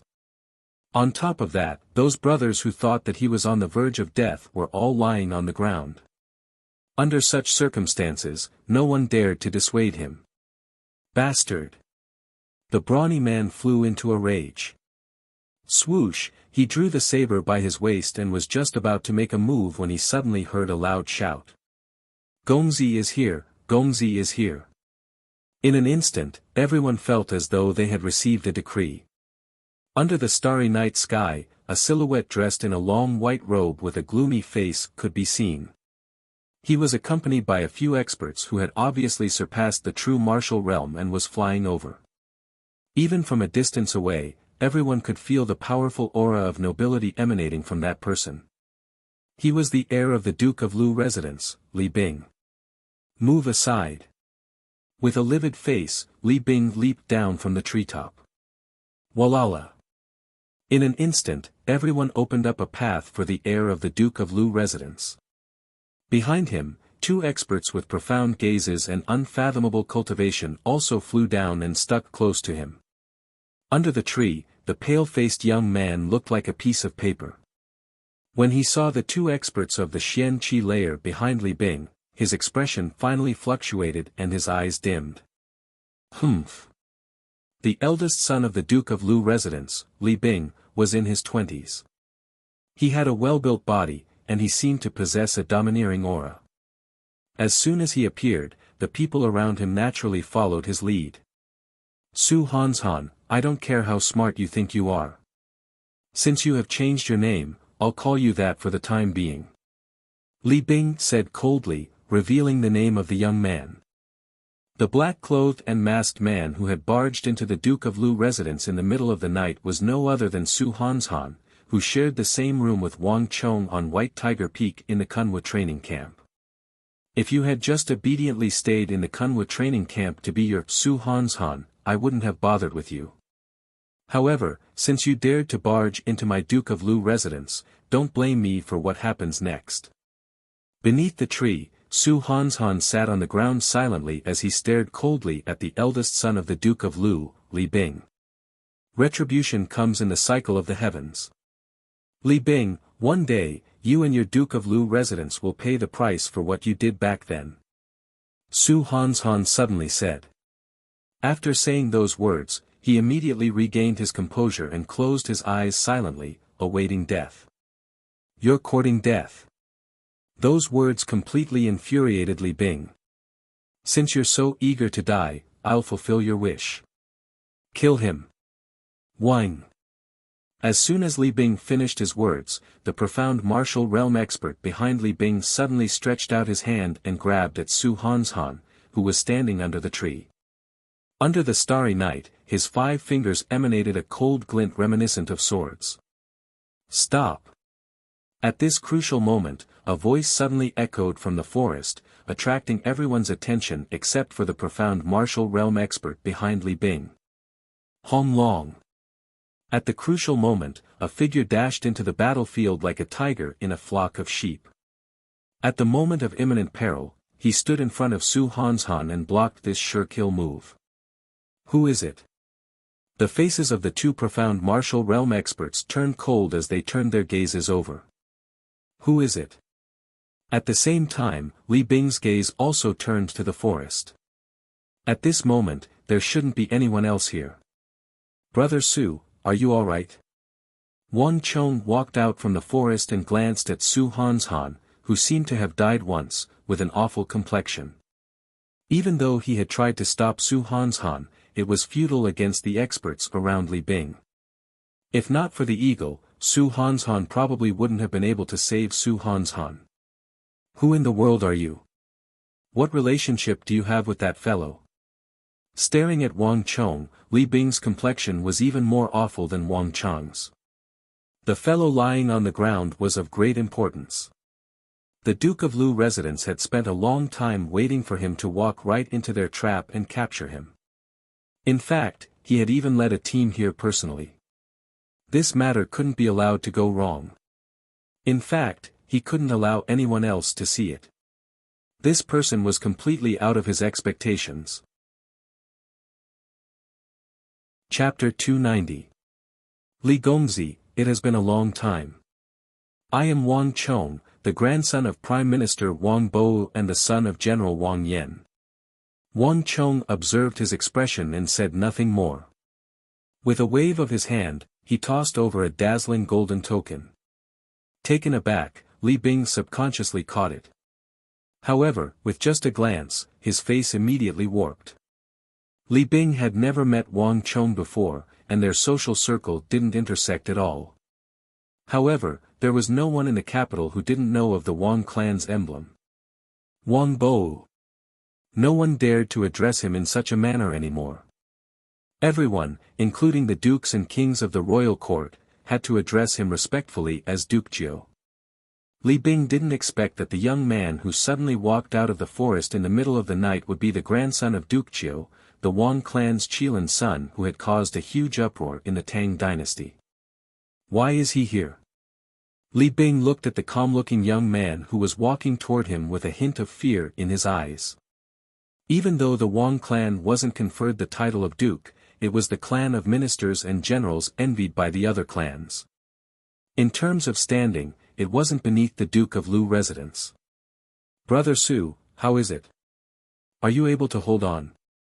Ignoring the complicated expression on Li Bing's face, Wang Chong revealed his identity and walked through the crowd toward Su Hanshan, who was seated beneath the tree. The person he was most concerned about at the moment was Su Hanshan.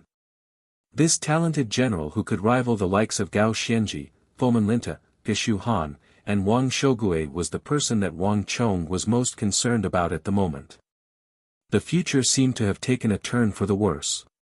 In his previous life, Su Hanshan's personality was cold, aloof, and unsociable. Even though he trained the best army in the world and was able to pierce through the defenses of the other party, he was also known for his unsociable personality. In his previous life, Su Hanshan's personality was cold, aloof, and unsociable. Needless to say, he didn't have much of a relationship with his comrades from the Kunwu training camp, needless to say, others. There was no one who could be his ally, and he would never work with anyone. Yet, such a person would always leave the army at a specific time every year and appear at a certain location in the capital.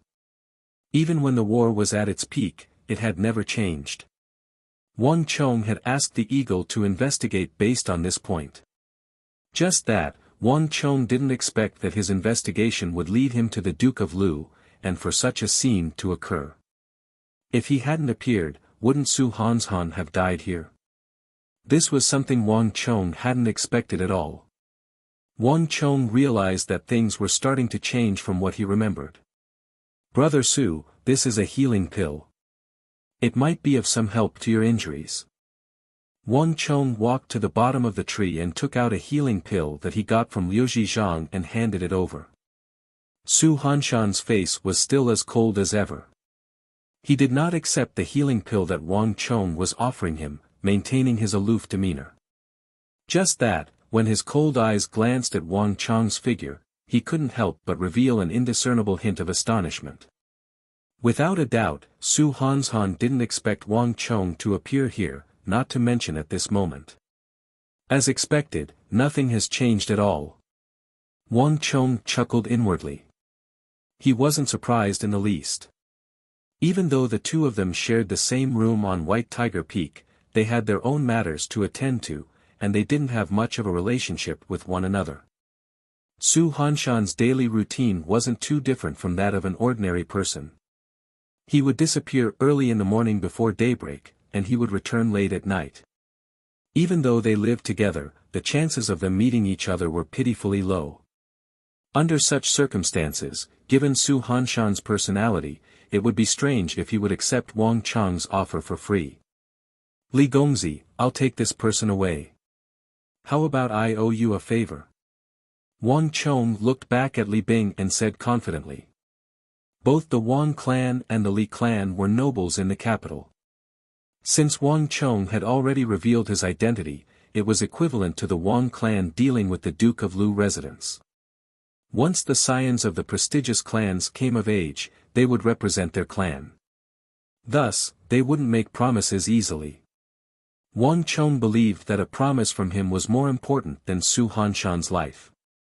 Li Bing wouldn't reject him. Chong Gongzi, pardon me for speaking out of turn. This person. Su Hanshan isn't from the capital, so he probably doesn't have much of a relationship with Gongzi. Chong Gongzi, why don't you hand this person over to us? My father has already instructed us to bring him back no matter what. I hope that Gongzi can fulfill my wish. Unexpectedly, Li Bing hesitated for a moment before saying something else.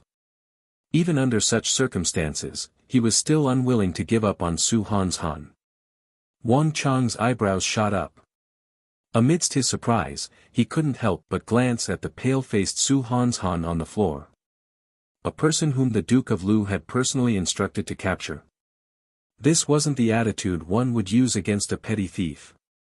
What kind of conflict did this fellow have with the Duke of Lu? Li Gongzi, you're overthinking things. This friend of mine has always been like this. To be honest with Li Gongzi, Brother Su and I shared the same room on the White Tiger Peak of the Kunwa training camp. This time, he had come down the mountain on the orders of his ancestor to invite him to stay at the Wang family and meet him. However, I didn't see him for a long time, so I came over to take a look. I didn't expect such a thing to happen. Li Gongzi, on my account, I hope that you can let this matter rest. I'll surely pay you a visit in the future to apologize. Wang Chong's reaction wasn't slow. Since Li Bing brought up Duke of Lu, Wang Chong brought up his grandfather and even said that his grandfather would be inviting him over. Wang Chong didn't believe that Li Bing would be able to overturn this. Bullshit. Do you know how many of our men this lad has killed? Those brothers of ours are still lying on the floor right now, and you think that you can just take them away just like that? A guard of the Duke of Lu residence suddenly interjected and reprimanded. Wang Chong narrowed his eyes, and a cold glint flashed across his eyes. Times were different now. He was no longer the idle profligate son of the past. In the outside world, he represented the Wang clan, a clan of ministers and generals. How could a young master of a clan of generals and ministers speak with the son of a duke of the Tang dynasty? However, Wang Chong couldn't be bothered to reprimand the guard. This matter only meant that the Duke of Lu residence had lost face. Instead, he turned his gaze to the eldest son of Duke of Lu, Li Bing. Back down. Do you have the right to speak here? As expected, under Wang Chong's glare, Li Bing couldn't maintain his composure and bellowed furiously. With an embarrassed look, the latter hurriedly retreated. Chong Gongzi, must you take this person away? Li Bing took a few steps forward and said in a deep voice. His eyes stared fixedly at Wang Chong, not letting go of the slightest change. What guest invited by Duke Jiu? He didn't believe a single word that Wang Chong said. However, there was no doubt that Wang Chong was here for this lad. What Li Bing wanted to know at this moment was whether there was any room for reconciliation between the two parties. Was Wang Chong determined to take this lad away? The Wang clan wasn't an ordinary clan. If it was anything else, he would have agreed to it. However, this matter wasn't an ordinary one to the Li clan. Li Gongzi, I think that I have made myself clear. I must take this person away. Wang Chong pointed to Su Hanshan and said. The reason why he appeared here in the middle of the night wasn't to allow Li Bing to bring Su Hanshan into the Duke of Lu residence. Regardless of the relationship between the Duke of Lu residence and Su Hanshan, he was determined to bring Su Hanshan away. Chong Gongzi, you don't seem to have many people with you, right? Li Bing sneered coldly as he stepped forward. As he spoke, he stared coldly at the eagle behind Wang Chong. His intentions were clear. There was only one profound martial realm expert by Wang Chong's side. And there were two such experts by Wang Chong's side. If Wang Chong were to make a move, Wang Chong wouldn't be able to escape at all, needless to say, save Wang Chong. Ha ha ha. Wang Chong couldn't help but laugh at these words, his expression fearless. Li Gongzi, you can't be that naive. This is the Duke of Lu residence, and I'm alone. Do you think that I would come here without any preparations? Whine. Hearing those words, Li Bing couldn't hold himself back anymore. If Wang Chong really had an expert hidden in the shadows, he wouldn't be able to bring this person away regardless of whether he was willing or not. At the very least, if anything were to happen to Wang Chong here, the Duke of Lu residence would definitely be in deep trouble. The Wang clan wasn't just any ordinary clan. Putting aside Duke Jiu's influence in the royal court, just the alliance between the Wang clan and the King of Song was something that all powers had to take seriously. The current Wang clan and the King of Song were at the peak of their power in the royal court. The Bureau of Military Personnel, the royal court, and the royal court were all vassals to them. In this aspect, the Duke of Lu residence, which had been around for 3 generations, couldn't possibly compare to them. Putting everything aside, just the wrath of the King of Song wasn't something that the Duke of Lu residence could withstand. If what Wang Chong said was true, the Duke of Lu residence would have to reconsider its actions. Brotherly, do you doubt my words? Wang Chong's eyes were as sharp as the flames of a candle. Seeing that Li Bing wasn't willing to speak up, he immediately knew what the latter was thinking. With a slight smile, he raised his arm and gestured. So. An arrow pierced into the ground before Li Bing. The shaft of the arrow was almost at his feet, and the tail of the arrow trembled in the air, producing a buzzing sound. Looking at the arrow, Li Bing's heart immediately sank, and his complexion turned awful. He didn't expect Wang Chong to be telling the truth. The other party had really come prepared. This arrow was more than enough to prove his point. However, he couldn't bring himself to let Su Hanshan off just like that. In order to lure this lad into their trap, the Duke of Lu residence had spent a huge amount of time and effort. How could they possibly let him off so easily? More importantly, wouldn't that matter be exposed? How could Li Bing be willing to accept this? He wasn't sure whether he should make a move or not. In this instant, Li Bing and his group of experts were caught in a dilemma. Walala. Just as Li Bing was in a dilemma, the sound of wind whistling echoed. A snow-white West Domain eagle flapped its wings and flew over from the night sky. This sudden change immediately caught everyone's attention. Even Wang Chong turned his gaze over. The West Domain eagle clearly belonged to the Duke of Lu residence. Li Bing stretched out an arm, and the West Domain eagle landed on his left arm. Chapter 291. After reading the letter in his hand, Li Bing heaved a long sigh of relief, and his expression relaxed. Chong Gongzi, my father wishes for me to ask you a question. If I allow you to take him away, you will not be able to do so. If I let you take him away, can you guarantee that not a single word of today's matter will leak out? Li Bing held the letter in his hand, but his gaze was fixed on Wang Chong. To think that it would be Duke of Lu. Wang Chong was surprised as well. But thinking about it, it was impossible for the Duke of Lu to ignore the Duke of Lu residence's schemes to capture Su Hanshan. Don't worry. I know how I should know. You can tell the Duke that he can treat today's matter as though nothing has happened. There won't be any news that will be detrimental to the Duke of Lu residence spreading out from the Wang clan. Wang Chong said seriously. His goal was only to save Su Hanshan. Everything else wasn't within his scope of concern. You can take this lad away now. Also, Chong Gongzi, I hope that you will remember what you just said. Retreat. Li Bing nodded and waved his hand. Without saying a word, he turned around and led the group of people away. Even Wang Chong was dumbfounded by how clean and efficient it was. In just a few moments, nearly 20 people had disappeared without a trace. Even the corpses on the ground had been dragged away. This Duke of Lu sure is decisive. Brother Su. Brother Su. Brother Su. Not good, the eagle, hurry up and support him. As soon as Wang Chong turned around, he saw Su Hanshan's body slumping to the ground behind the tree. With Li Bing gone and the danger averted, the taut string in Su Hanshan's heart loosened, and he couldn't hold on any longer. Wang Chong fed Su Hanshan a pill before instructing the eagle to carry him back to the Wang clan. Su Hanshan's external injuries looked very serious, but his internal injuries were even more serious than his external injuries. His entire body relaxed, and his body began to bleed profusely. Under normal circumstances, there was no hope for him to recover from such severe injuries. Wang Chong had to feed him 3 imperial life-saving pills that he had bought from Liu Zhizhang.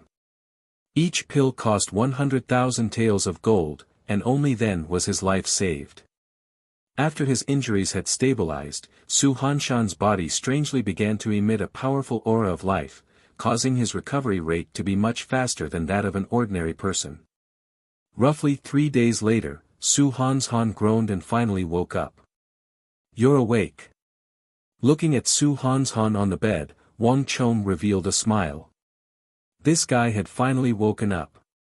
If he died like this, Wang Chong really didn't know what to do. This was a future imperial great general. People of this level could be counted on one hand in the entire Central Plains. If he died just like that, it would definitely be a huge loss to the Tang dynasty. This vitality is really ridiculous. Wang Chong thought to himself as he looked at Su Hanshan. He had found an expert to examine his body and found that there were more than 30 saber wounds on his body, 17 of which had pierced through his chest and lungs. And of these 17, 11 of them were so severe that his life was in danger. This kind of injury would be a ghastly sight even to those who saw it. Putting aside recuperating, it would already be a miracle if he didn't die. But Su Hanshan had managed to survive. Not only that, in just 3 days, his body had recovered from a state that could have killed him several times over to a state of ordinary heavy injuries, and it was still recovering at an astonishing rate. Putting aside this life, Wang Chong hadn't seen many people with this sort of vitality even in his last life. It wasn't without reason that this fellow was able to become one of the most dazzling generals of the Kunwu training camp. There were definitely many secrets hidden on his body. Where is this? Su Hanshan asked. Propping himself up from the bed, his expression was calm, devoid of the panic and unease that an ordinary person would have. The first thing Su Hanshan said after he woke up was to observe his surroundings calmly. In my home.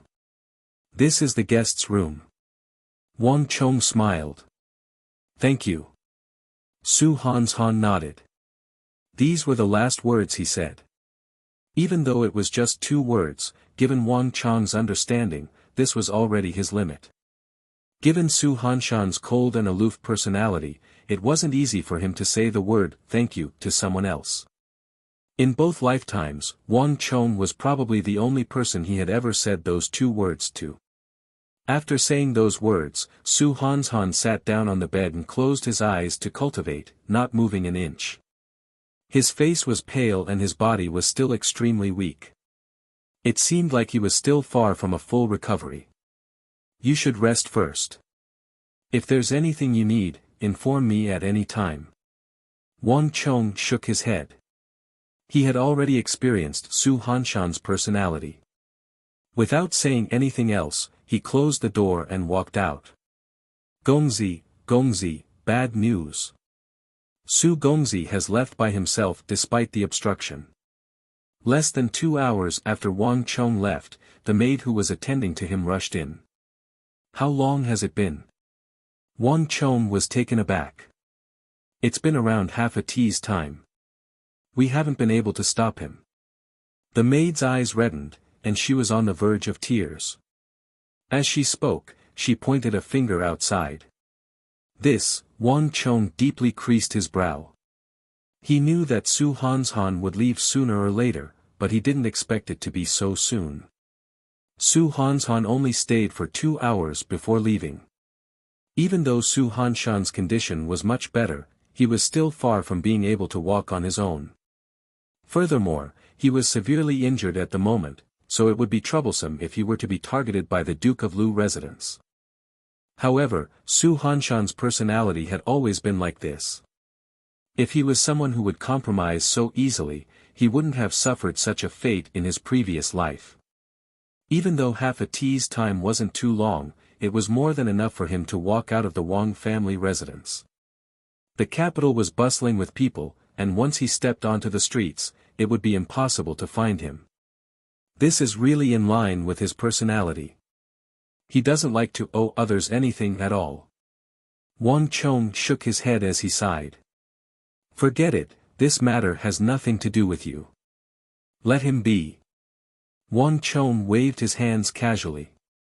Even if the Duke of Lu wanted to deal with Su Hanshan, since the other party had let him go that night, the Duke of Lu residents probably wouldn't do anything to him anymore.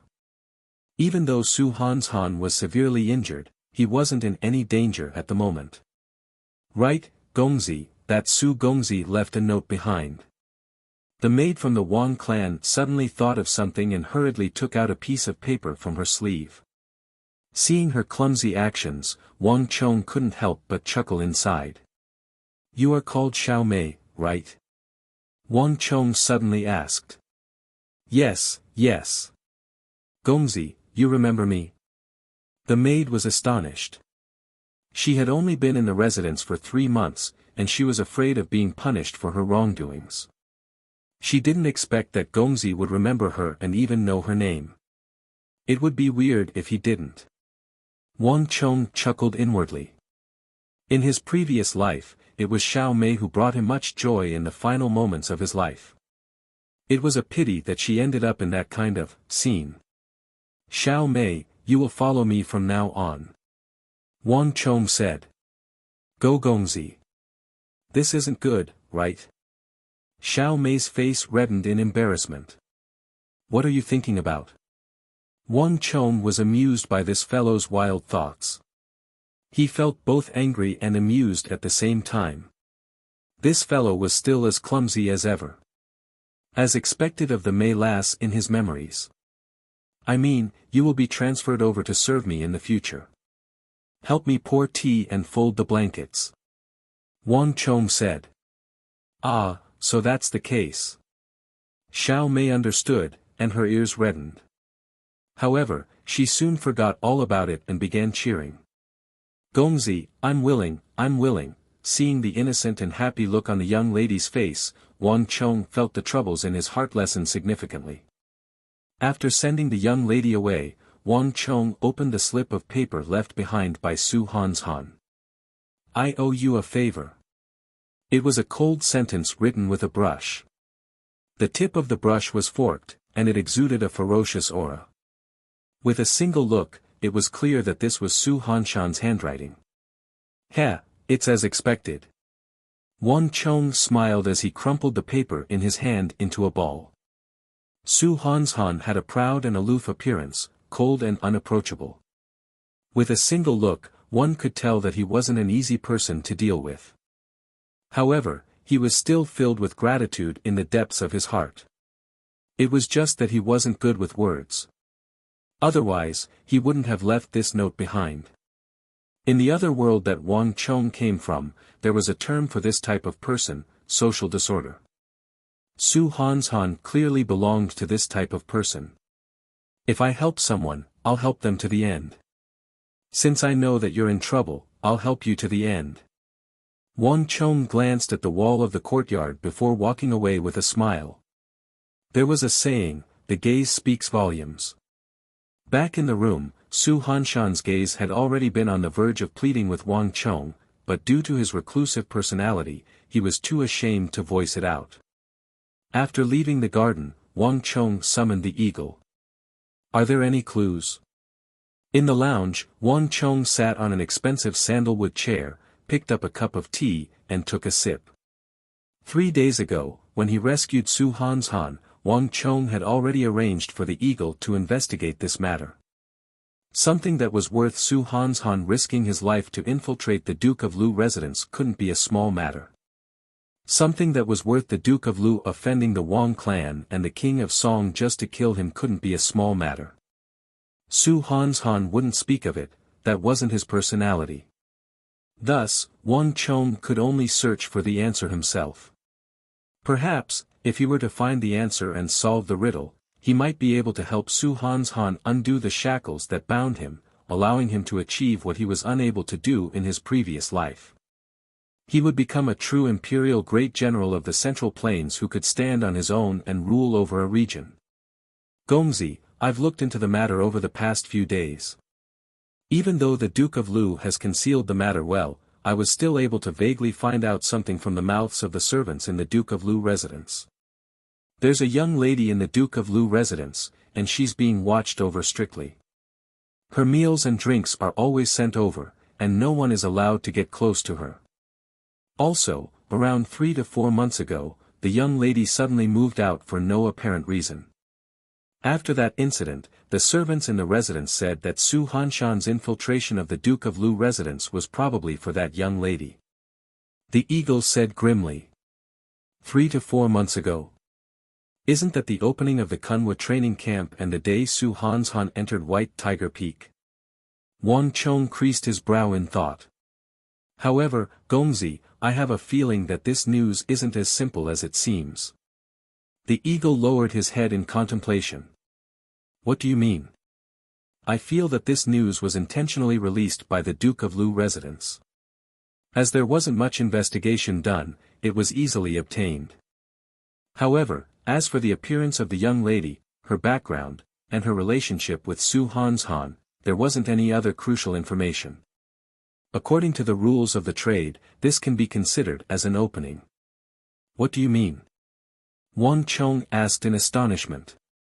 "The reason why the Duke of Lu residence is willing to speak of this matter is to put an end to it. However, we're still lacking a suitable middleman. Let's sit down and discuss this matter," the eagle said. Wang Chong immediately understood the other party's intentions. Even though he had saved Su Hanshan that day, this matter wasn't over just like that. Thus, the Duke of Lu residence intentionally released some information. However, the Duke of Lu residence couldn't possibly reveal this information to a spy lurking outside. Thus, the Duke of Lu residence released some information, but not too much. On top of that, the Duke of Lu residence wasn't willing to reveal this information to Wang Chong directly, as that would be beneath him. Thus, he needed a special middleman of high standing. The Duke of Lu would tell him, and through him, Wang Chong would tell Wang Chong. Even though it sounded complicated, this was the daily routine of the upper echelons of society. Wang Chong was born in this circle, so he naturally understood this as well. Speaking of which, the Duke of Lu residence is still wary of the authority and prestige of grandfather and the King of Song. Wang Chong observed. Chapter 292. Fatty Wei, hurry up and make a trip down the mountain. A pigeon soared into the sky from the Wang family residence, heading toward the Kunwa training camp. This was the only message on the pigeon. At the end of the message, a tri-dot ink mark was added on the letter. This was the signal that Wang Chong and Wei Hao had agreed upon. There was no better middleman than Wei Hao. As a Duke of the Tang dynasty, Wei Hao's background wasn't inferior to Duke of Lu's. In fact, he might even be superior. Sending Wei Hao out would allow the Duke of Lu residence to retain some face. Furthermore, they were both scions of prestigious clans, and they were no longer the profligate scions of the past. It was about time for Wei Hao to do the things that scions of prestigious clans should do. Coming. The reply from Kunwa training camp soon arrived. On the letter were two large words written in flamboyant calligraphy, or rather, incomparably ugly. Wei Hao's calligraphy was as ugly as Wang Chong's. By the time the pigeon arrived, Wei Hao was already on his way. He didn't ask why, nor did he make any excuses. Wei Hao had complete trust in Wang Chong. As long as he called out to him, he would come over immediately. This was what brothers were like. Wang Chong, you were looking for me. It was nearing evening, and Wei Hao entered the Wang family residence. Without even wiping off the sweat on his forehead, he headed straight for Wang Chong's study. How is it? Brother, I'm here quickly. I saw the mark on the letter. It's extremely urgent, so I didn't rush over immediately. Wei Hao stood at the door with his hands on the door frame. He grinned excitedly. He knew that Wang Chong had left the mountain. They were brothers, and it wasn't the first day that he had known Wang Chong. Wei Hao was willing to bet that something must have happened in the capital. Otherwise, Wang Chong wouldn't have called for him. It's not that urgent, but there's something important. Wang Chong smiled. Ever since he was young, whether it was his past life or this life, he had always liked this kind of personality. He wouldn't say anything even if he had to risk his life. Do you still remember Su Hanshan from White Tiger Peak? The one who shares a room with me. Wang Chong went straight to the point and told him everything he knew about Su Hanshan. Is that him? Wei Hao stepped into the room and took a sip of water. His face was also filled with surprise. In the capital, Duke of Lu has always kept a low profile. How did Su Hanshan get involved with Duke of Lu? He knew about the block of ice on White Tiger Peak. They were not to be trifled with and were not easy to deal with. Many people avoided him when they saw him. Wei Hao didn't expect Wang Chong to look for him. That's exactly what I want to know. This is also the main reason why I called you here. Help me arrange an appointment with the second son of the Duke of Lu. I want to know what is going on here. Wang Chong said. All right, leave this matter to me. It just so happens that my clan has some dealings with the Duke of Lu. I'll help you find out more about it. Without any hesitation, Wei Hao stood up and left. Wei Hao left in the evening, and Wang Chong thought that he would return soon. However, he didn't expect that Wei Hao would still be nowhere to be seen. Wang Chong sent someone to investigate, and all he heard was that Wei Hao had made an appointment with the young master of the Li clan to reserve the entire tavern. No one was allowed to enter, and no one was allowed to leave. Gongzi, should we send someone to take a look? Isn't this a little too long for a meeting? In the study, the eagle stood before Wang Chong and asked. There's no need for that. This is the territory of the Son of Heaven, and Wei Hao is the son of Duke of Wei. The Duke of Lu won't do anything to him. Seated behind his desk, Wang Chong waved his hands and said authoritatively. Don't use a person you doubt, and don't doubt a person you use. This matter involved the great clans of 3 empires, and Wang Chong believed that the Duke of Lu wouldn't dare to do such a thing. Just wait patiently. He will come out sooner or later. After saying these words, Wang Chong closed his eyes. Time slowly passed, and 4 hours later, a commotion suddenly sounded outside. Before the person could even be seen, a loud exclamation sounded. Wang Chong, Wang Chong. Inconceivable, inconceivable. Do you know what I just heard? Accompanied by the eagle, Wei Hao hurried into Wang Chong's study. His eyes were bright, and even in the darkness, they glowed brightly. After returning from the Kunwa training camp and chatting with the son of Duke of Lu late into the night, not only did Wei Hao not feel fatigued, he even seemed energetic. Did the son of Duke of Lu say anything? Wang Chong suddenly felt energized, and his sleepiness was swept away. Raising a finger, he gestured to the empty seat opposite him, indicating for Wei Hao to sit down. Wang Chong, I finally know what Su Hanshan is looking for in the Duke of Lu residence. He's looking for his younger sister. Can you imagine? That fellow actually has a younger sister. Wei Hao exclaimed in astonishment. Wang Chong and the eagle glanced at each other, and both of them were astonished. Wei Gongzi, you can't be thinking of saying that the Duke of Lu residence forcefully abducted a lady and oppressed the kind-hearted. That Li Bing of the Duke of Lu clan fell in love with that Su Gongzi's younger sister and forcefully abducted her into the residence, right? Yet, the Duke of Lu residence tried to kill that Su Gongzi out of fear that this scandal would spread? The eagle asked in bewilderment. Even though he was the one who brought Wei Hao into the residence, due to the lack of time, he didn't have the time to understand the situation. It would be great if it's really a show where the scions of nobility abduct a lady. Things are 100 times more complicated than that. Wei Hao chuckled as he crossed his legs, intentionally keeping Wang Chong in suspense. Isn't that the case?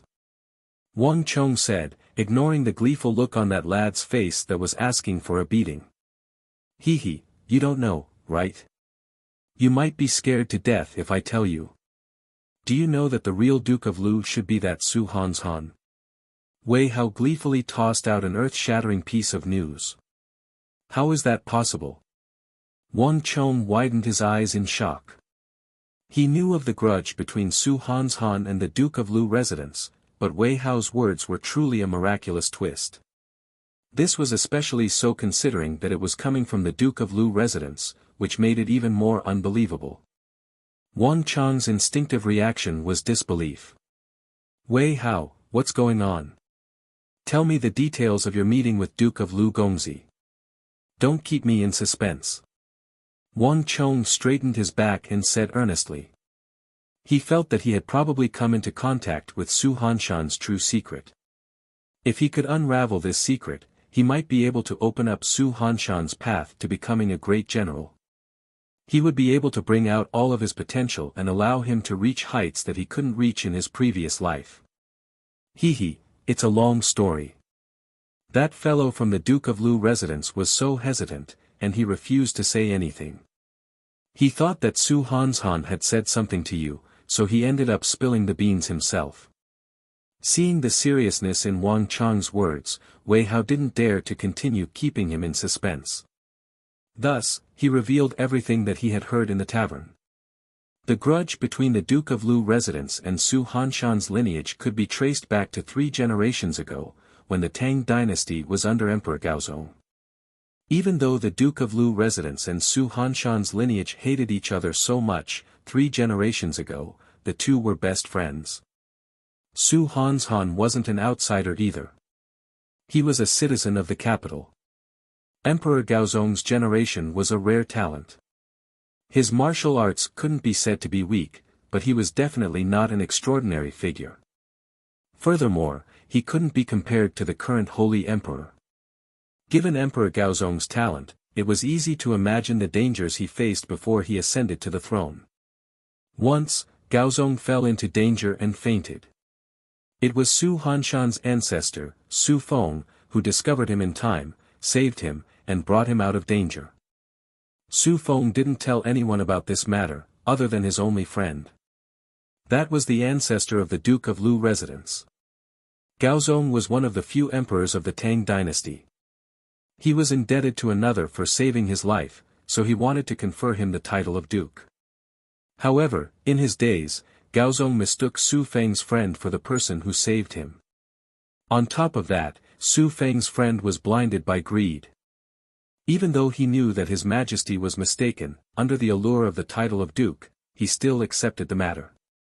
On the other hand, Su Hanshan's grandfather, Su Feng, was kept in the dark. By the time he found out, the matter was already settled.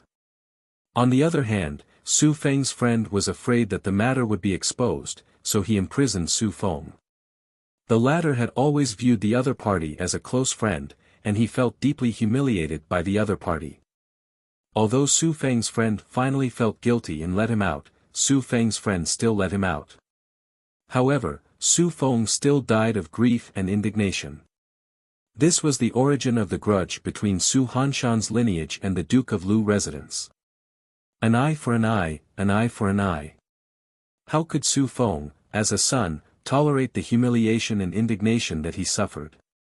Even though a lawsuit was filed and the matter was brought up to the royal court, the emperor's words were golden. But after all, the emperor's words were like gold and jade. Even if he had recognized the wrong person, he could only make the best of the mistake. Even though Su Feng's son was rewarded, there was no way he would accept it. Just like that, this matter became a deadlock. As such, there was no room for reconciliation between the two clans. After Su Feng's son failed in his mission, he fled the capital. Thus, he passed his will down to his son, Su Hanshan. This was already the third generation. The Su clan passed his will down to his son, never forgetting to seek vengeance. On the other hand, Duke of Lu's lineage didn't sit idly by either. They passed down the matter as well. Even though they were in the wrong, they couldn't just sit idly by and allow others to place a knife against their neck. The Duke of Lu residence also did something as well. Somehow, they managed to find the hiding place of Su Hanshan and his brother, and they dispatched a group of men to capture Su Hanshan's younger sister. As for Su Hanshan, no one knew what he was doing back then. In any case, he wasn't on the mountain, so he managed to escape this calamity. The Duke of Lu residence didn't do anything to his younger sister after capturing her. She still stayed there with good food and drinks, and she was also provided with special maids to serve her. Other than the fact that she couldn't move freely, it was much better than living in the mountains. On top of that, no one in the Duke of Lu residence harbored any ill intentions toward her. The Duke of Lu residence's thoughts were simple as well. Since the grudge between the two clans couldn't be resolved, they would use his younger sister as a hostage. This way, Su Hanshan would have some reservations, and he would be able to prevent himself from doing something as extreme as the previous generation. However, the Su clan and the Duke of Lu residence weren't just enemies. In fact, the Duke of Lu residence's standing was due to Su Feng. The ancestor of the Duke of Lu residence had also explained these matters in detail in his family letter. Thus, there was no need for them to do anything to the young lady. They were still extremely polite, not offending her at all. Chapter 293. To think that the truth would be like this.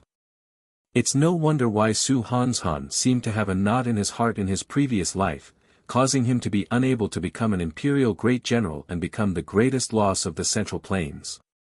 Hearing Wei Hao's words, Wang Chong fell into a long period of silence. Those seniors from back then had many opinions about Su Hanshan.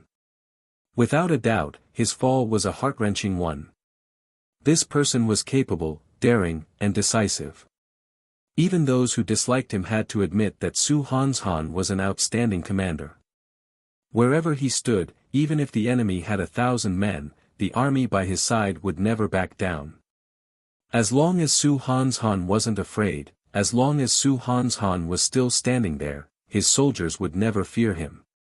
In that chaotic world, to his empress, Su Hanshan had always been the safest person in the world. He advanced and retreated together with all of his soldiers.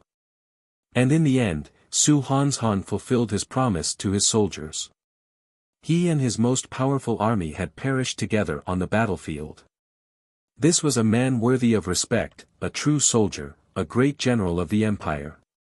Even though he didn't manage to reach that step in the end.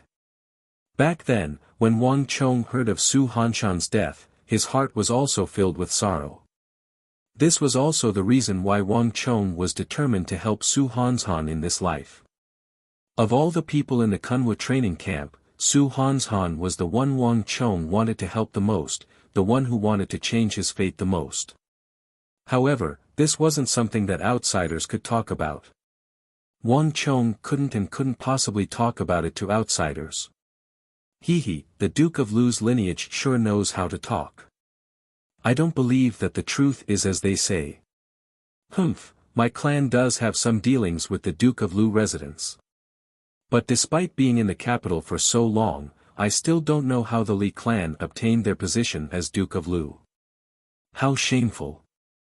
Wei Hao said disdainfully as he leaned back. He valued his brothers and friends the most. Therefore, as soon as Wang Chong sent him a letter and a sentence, he directly left the Kunwa training camp without asking why. After rushing for several hours, without any hesitation, he immediately helped Wang Chong arrange an appointment with the young master of the Duke of Lu clan. Now that he was exhausted, there was not a single word of complaint. With Wei Hao's personality, he hated people who betrayed and coveted their brothers. The truth is hard for us outsiders to say. It's normal that you haven't heard about it. After all, this matter involved Emperor Gaozong. It's not the kind of thing that goes around. However, this matter also explains why the Duke of Lu residence is keeping such a low profile. Wang Chong's index finger tapped on the table. There were many dukes in the Tang dynasty. Most of them chose to keep a low profile after the death of their ancestors, staying away from politics to protect themselves. Even so, the Duke of Lu residence was one of the more discreet dukes who preferred to protect themselves. In fact, the Duke of Lu residence even planted a circle of trees outside the high walls. Very few people in the capital were aware of the existence of the Duke of Lu residence. Now that he thought about it, there must be a reason behind it. Not many people in the lower echelons knew that the nobility of the Duke of Lu's lineage was a dishonorable title. However, the royal court should have known about it. It was just that no one mentioned it out of fear of Emperor Gaozong. The Duke of Lu lineage also knew about it, which was why they chose to keep such a low profile. Even though I don't agree with the Duke of Lu lineage, their words aren't without reason. The grudge between the two clans is a matter of their grandfather's generation, and the people involved are already dead. Their generation is already the third generation, so it has nothing to do with the matter back then. Furthermore, even though Su Hanshan's grandfather passed away in anger, his father accompanied them in passing. This is different from ordinary vendettas. Wang Chong said. But Su Hanshan probably won't think so. Wei Hao said. But compared to that matter, I believe that there's something else that he's more concerned about. Furthermore, we will soon know whether the Duke of Lu lineage is speaking the truth or not, whether they are just feigning civility, and whether they are truly intent on changing for the better. Bring me a brush. Wang Chong rolled up his sleeves, and with a flick of his wrist, he subconsciously reached for a brush. But after a moment of hesitation, he smiled bitterly and drew it back. The eagle, how's your handwriting? Wang Chong suddenly turned to look at the eagle and asked. Ah! The latter exclaimed, as though he had just awoken from a dream. Then, a perplexed look appeared on his face. Our handwriting is ugly, so Wang Chong asked you to write for him. Wei Hao said. Is that so? Because I often had to transcribe messages in the past, I practiced my handwriting for a period of time, so it's still passable. The eagle didn't know whether to laugh or cry. This young master of his was good at everything, and he had his own views on everything he did. However, this handwriting of his was extremely ugly, and it was truly incomprehensible. Duke Jiao was a virtuous minister of the Tang dynasty. Naturally, Wang Chong knew what the eagle was thinking. He was also embarrassed about this matter, so he hurriedly chuckled and changed the topic. After taking an inkstone and grinding the ink, Wang Chong explained the contents of the letter while the eagle wrote it down. Finally, he stamped the Wang clan seal on the letter, and a guard of the Wang clan sent it to the Duke of Lu residence. This was the official way for the clans to communicate with one another, and carrier pigeons were forbidden. On the other hand, with the Wang clan seal on the letter, regardless of whether the letter was written by Wang Chong or not, the Duke of Lu would be representing the entire Wang clan. Wang Chong's letter was simple, and there was only a single content. In the name of the Wang clan, he hoped that the Duke of Lu residence would hand over Su Hanshan's younger sister, the girl whom the Duke of Lu residence had kidnapped, to the Wang clan. Regardless of whether the Duke of Lu residence's words were true or not, they would know once they saw the girl. If the girl was indeed mistreated, there was nothing Wang Chong could do about it. The grudge between Su Hanshan and the Duke of Lu residence was irreconcilable. Even though the current Su Hanshan looked like a joke, the future Su Hanshan would definitely be able to make the Duke of Lu residence weep. If the girl was still a virgin and had been treated well, it would mean that the Duke of Lu residence wasn't lying, and there was still a chance that the matter could be resolved.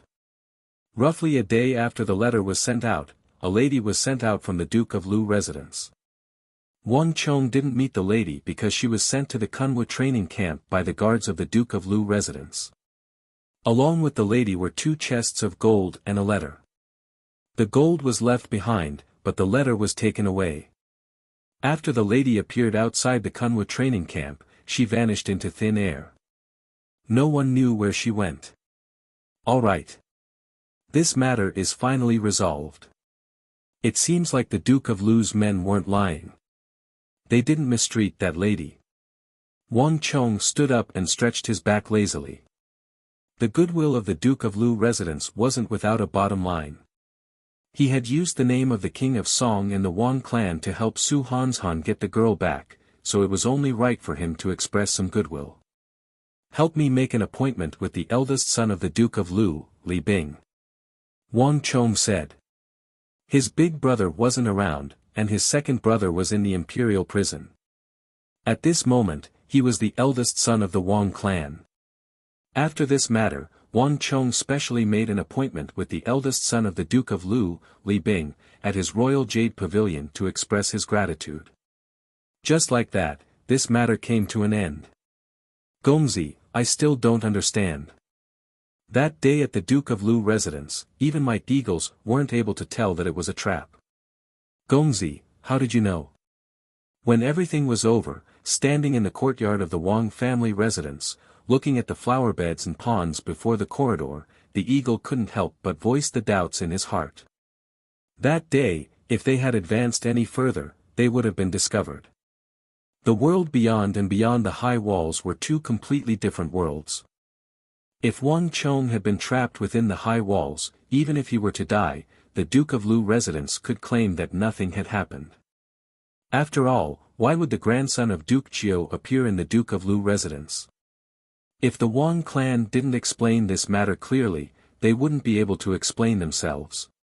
Yet, before the duo could get close, Wang Chong had already noticed the danger and dodged the attack. The eagles and sparrows that you have trained are already very intelligent. However, there are some things that the eyes of a bird can't see. Wang Chong smiled. That incident happened a few days ago, and the eagle was still brooding over it. Clearly, he was still very concerned about it. However, the eagle didn't know that there was another reason why he was able to see through the trap. The Tang dynasty has a history of more than 200 years, and there are many scions in the capital. No one knows all of them. But if you hang around here often, you'll more or less hear about them, or have heard some things about them, or have even caught a glimpse of them. Wang Chong explained. Those from the Duke of Lu residence are considered to be rather low profile. The scions of their clan rarely interact with others, but in certain aspects, they are rather high profile. But in some ways, they're quite high profile. Whether it's the eldest son, Li Bing, or the second son, Li Nian, who Wei Hao went to meet, or young master, they all bring a lot of guards with them when they travel. On top of that, the guards around them are completely different from the guards around scions like us. They are true experts that the Duke of Lu found from the sections. It feels as though they are always on guard against something, so no one really interacts with them. Wang Chong said. The eagle nodded. He recalled the two formidable profound martial realm experts by Li Bing's side that day in the forest. Li Bing brought these experts with him, and they almost never left his side. He even brought them with him when he met Gongzi. Back then, when Wei Hao met with the second son of Duke of Lu, Li Nian, he was the same. In this aspect, the rumors weren't wrong. But of course, the people in the capital probably didn't expect that the rumors weren't wrong at all. The members of the Duke of Lu clan were guarding against others. They were guarding against Su Hanshan. You said that the room of the Duke of Lu Gongzi was brightly lit that day, but there wasn't a single guard outside. People like them who bring profound martial realm experts with them when they travel, how could they not even leave a single guard at the door? Since you have already confirmed that it was the room of the Duke of Lu Gongzi, there can only be one possibility. That is, it was a trap. Thinking about it, Su Hanshan had been searching the Duke of Lu residence for several days straight, but he didn't seem to be in a place where there was no one around. Thus, there's no doubt about it. In truth, he was also astonished that day. But after confirming that it was the room of the Duke of Lu Gongzi, Wang Chong immediately retreated without any hesitation. These weren't things that the eagles and sparrows could see through. From this point of view, it could be said that his experience as a playboy in the capital was not completely useless. After saying those words to the eagle, Wang Chong flung his sleeves and walked out of the corridor. At the entrance of the Wang family residence, a carriage was waiting for him. Let's go. Wang Chong said to the coachman who had been waiting for a long time before stepping into the carriage. Now that the matter in the capital had come to an end, it was about time for him to return to the Kunwa training camp. Chapter 294. The mountains in the vicinity of Kunwa training camp were steep and treacherous. At the edge of the training camp, on a path that one had to pass through, a slender figure stood alone. His clothes fluttered in the wind, and he exuded a cold and lonely aura. From afar, he looked like an iceberg, standing there motionlessly, as though waiting for something. Brother Su. This was the first scene that Wang Chong saw when he arrived at the foot of the mountain. Su Hanshan stood there, seemingly waiting for a very long time already. Thank you. Standing at the edge of the cliff, Su Hanshan's eyes flickered. Ignoring Wang Chong's greeting, he spoke 3 words. How is your sister? Wang Chong was taken aback. Then, he understood that Su Hanshan was here for his sister. He couldn't help but smile. Su Hanshan's personality was probably unchangeable.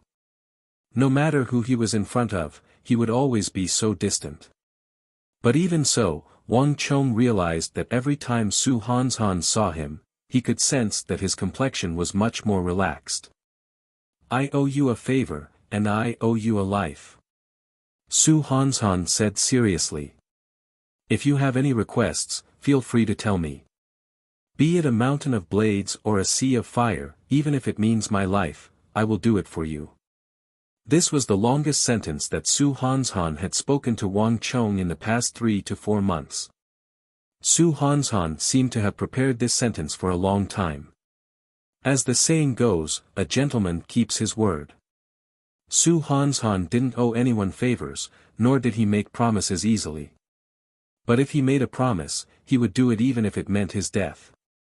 Su Hanshan had clearly thought for a long time before coming to this decision. Su Hanshan never wanted to owe anyone anything. But he couldn't reject the help he was receiving from others. He could ignore himself, but he couldn't ignore his sister. She was his only kin in this world. It's not as serious as you say. Wang Chong was taken aback for a moment before he smiled. Su Hanshan seemed to have been conflicted for a long time. He was probably thinking too much. He really didn't have anything to ask of him. However, if there was really a request, Wang Chong did have one. However, if you really want to repay me, you only need to promise me one thing. To the west of Longxi, there's a place called Chicken Crowing Mountain. Promise me, no matter what happens, you can't go near that place. Ridiculous. Su Hanshan was stunned for a moment before he flung his sleeves and left.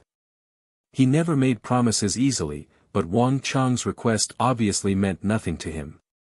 Since Wang Chong didn't want to say it, he couldn't force him. Su Hanshan soon disappeared in the direction of the main peak of the Kunwu training camp.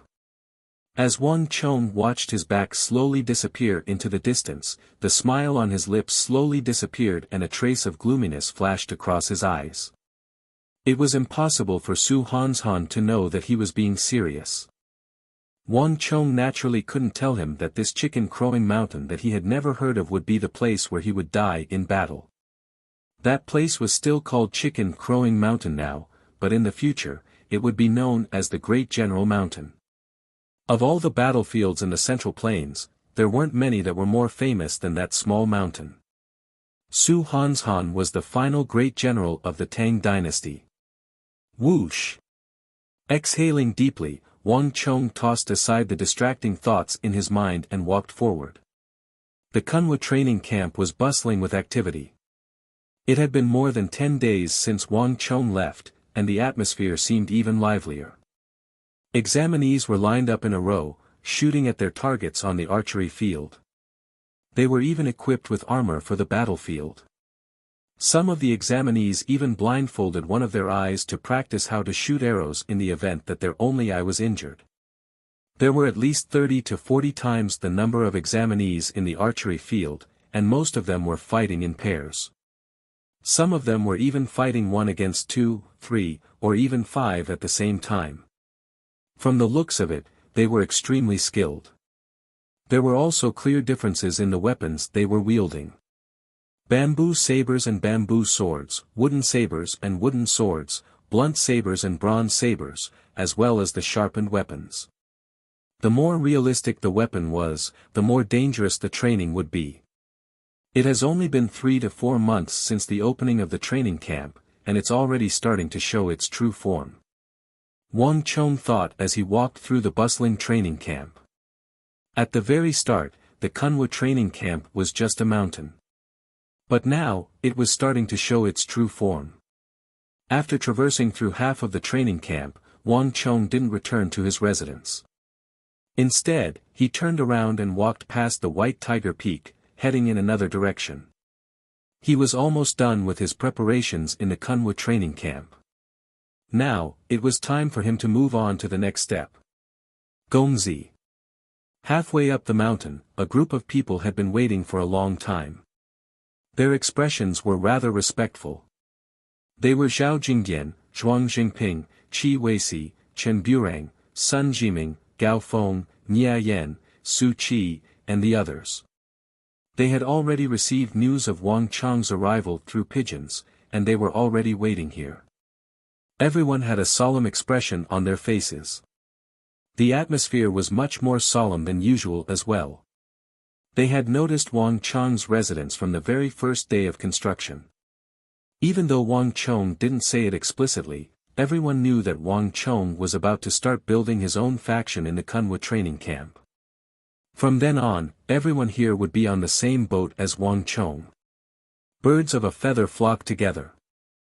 When a person was born, there would be the saying that they were of the same clan. Everyone shared the same ancestor, and this was the saying that they were of the same clan. And when one was slightly older, there would be schoolmates. If they studied under the same window and were taught by the same teacher, they would be considered classmates. And when one left home, there would be the saying that they were from the same clan. Since everyone was from the same place, they would take care of one another.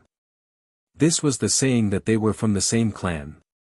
And when they were successful in their career, they would be conferred a title and work in the royal court. This was the saying that they were from the same clan. Everyone had their own group. Only when there was a group would there be protection. This was how most of the scions of the prestigious clans came to be. Zhuang Jingping and Qi Weici had been influenced by their surroundings since young, so they couldn't be more familiar with this. The two of them had wanted to persuade Wang Chong, but fortunately, Wang Chong had decided to act on his own. "Are you ready?" Wang Chong turned to look at Zhao Jingdian. He didn't bring Jingdian with him when he left the mountain, so he arranged for him to stay here. Zhao Jingdian was his comrade and subordinate in his previous life. Naturally, it was time for him to familiarize himself with such matters. "Everything is ready. Lieutenant Li has been here a few times before, and he even sent guards to guard the place. All of the renovations have been completed. Let's wait for NZ to make arrangements," Zhao Jingdian said. Wang Chong nodded. He knew that the Lieutenant Li whom Zhao Jingdian was referring to was his uncle, Li Lin. Li Lin was the one who had been making the arrangements for him on this mountain. After greeting the crowd, Wang Chong led the way to the peak of the mountain. Sunlight shone down, and from afar, a resplendent residence could be seen standing on the peak of the mountain. The sun shone down, illuminating all the roof tiles with a golden luster. It was a beautiful sight to behold. After 4 months of construction and renovation, Wang Chong's residence by the lakeside of White Tiger Peak was finally completed. The eaves and arches of the residence exuded a sense of grandeur and luxury. "It's finally done." Wang Chong heaved a sigh of relief as he looked at the residence that resembled a fairyland. Food had to be eaten bite by bite, and a journey had to be taken one step at a time. Ever since he entered the Kunwa training camp, he could finally start on his plans. Not far to the east, the Kunwa training camp housed the most talented generals in the entire empire. Every single one of them was a valuable asset to the empire. Every single one of them could be used by him. With his talent as a commander and these talented generals, he would be able to prop up the entire empire. This was where his dreams lay, and it was also the cornerstone for him to change his destiny. As the saying goes, a building 100 feet high is built from the earth. In the future, everyone would remember this place. Gongzi. As they reached the peak of the mountain, a few guards came forward to welcome them. It had been some time since the construction of the residence was completed.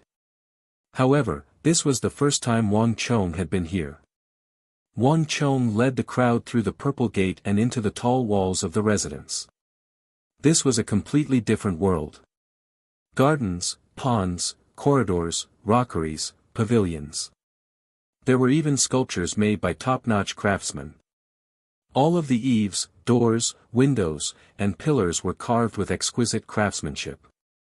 The materials used to paint the walls were also top-notch, giving off a grand impression. TSK, this pillar isn't simple. I remember seeing it before. It cost 700 gold taels each, and I think it's made of gold-threaded Jinan wood. The flying clouds on the eaves are flying in the air. I remember that they cost 50 taels of silver each. This is really beautiful. This place is much better than our training camp. My gosh, I don't think I can afford even a single pillar here. Other than Zhao Jingdian, Zhuang Jingping, and Qi Weici, the others had just received the news and rushed over. This was their first time here. The interior of Wang Chong's residence was even more beautiful than the exterior. Su Qi, Gao Feng, Nia Yan, and the others were all descendants of officials. Even though they came from well-to-do families, they were still far from being able to afford such items. Even though they knew that Wang Chong was wealthy, this was the first time they were witnessing the extent of his wealth. Regardless of whether it was the wood for the pavilions or the ponds in the garden, they were all made of precious gold-threaded Jinan wood, red sandalwood, and white jade. However, the crux of the matter was that it wasn't just a simple stacking. Even though the materials were expensive, the design was elegant and ancient. Placed in the depths of the mountain, it seemed elegant and tranquil. Everyone fell in love with this place at first glance. Wang Chong chuckled. Seeing how everyone was attracted by the interior as soon as they entered the walls, touching and admiring everything, he couldn't help but chuckle. He didn't participate in the construction of this place at all. However, he was the one who provided the blueprints for the construction. Other than the ordinary flying eaves and arches of this era, there were also many unique features that Wang Chong had incorporated into the other era. But at the same time, the two of them fused together perfectly. For example, the wisteria chairs were woven with finger-thick wisteria, making them comfortable to the touch and sit on. These items were unique, and they blended in perfectly with the environment here. Chapter 295. As Wang Chong's first base in the Kunwa training camp, Wang Chong was extremely important to him. Thus, the renovations were extremely meticulous. And the results showed that it was indeed effective. Is everything prepared? While everyone was looking around, Wang Chong turned to look at the guard by the side. He vaguely recalled that this person was called Huang Liang, and Uncle Li Lin had mentioned him before. Everything here was under this person's control, and he was an extremely reliable person. Gongzi, everything is prepared. Huang Liang replied with a deep and respectful voice. Lead the way. Wang Chong nodded. At the entrance of the main hall of the residence, several 6-chi long pieces of paper were laid out, and a paper laminator was standing respectfully by the side.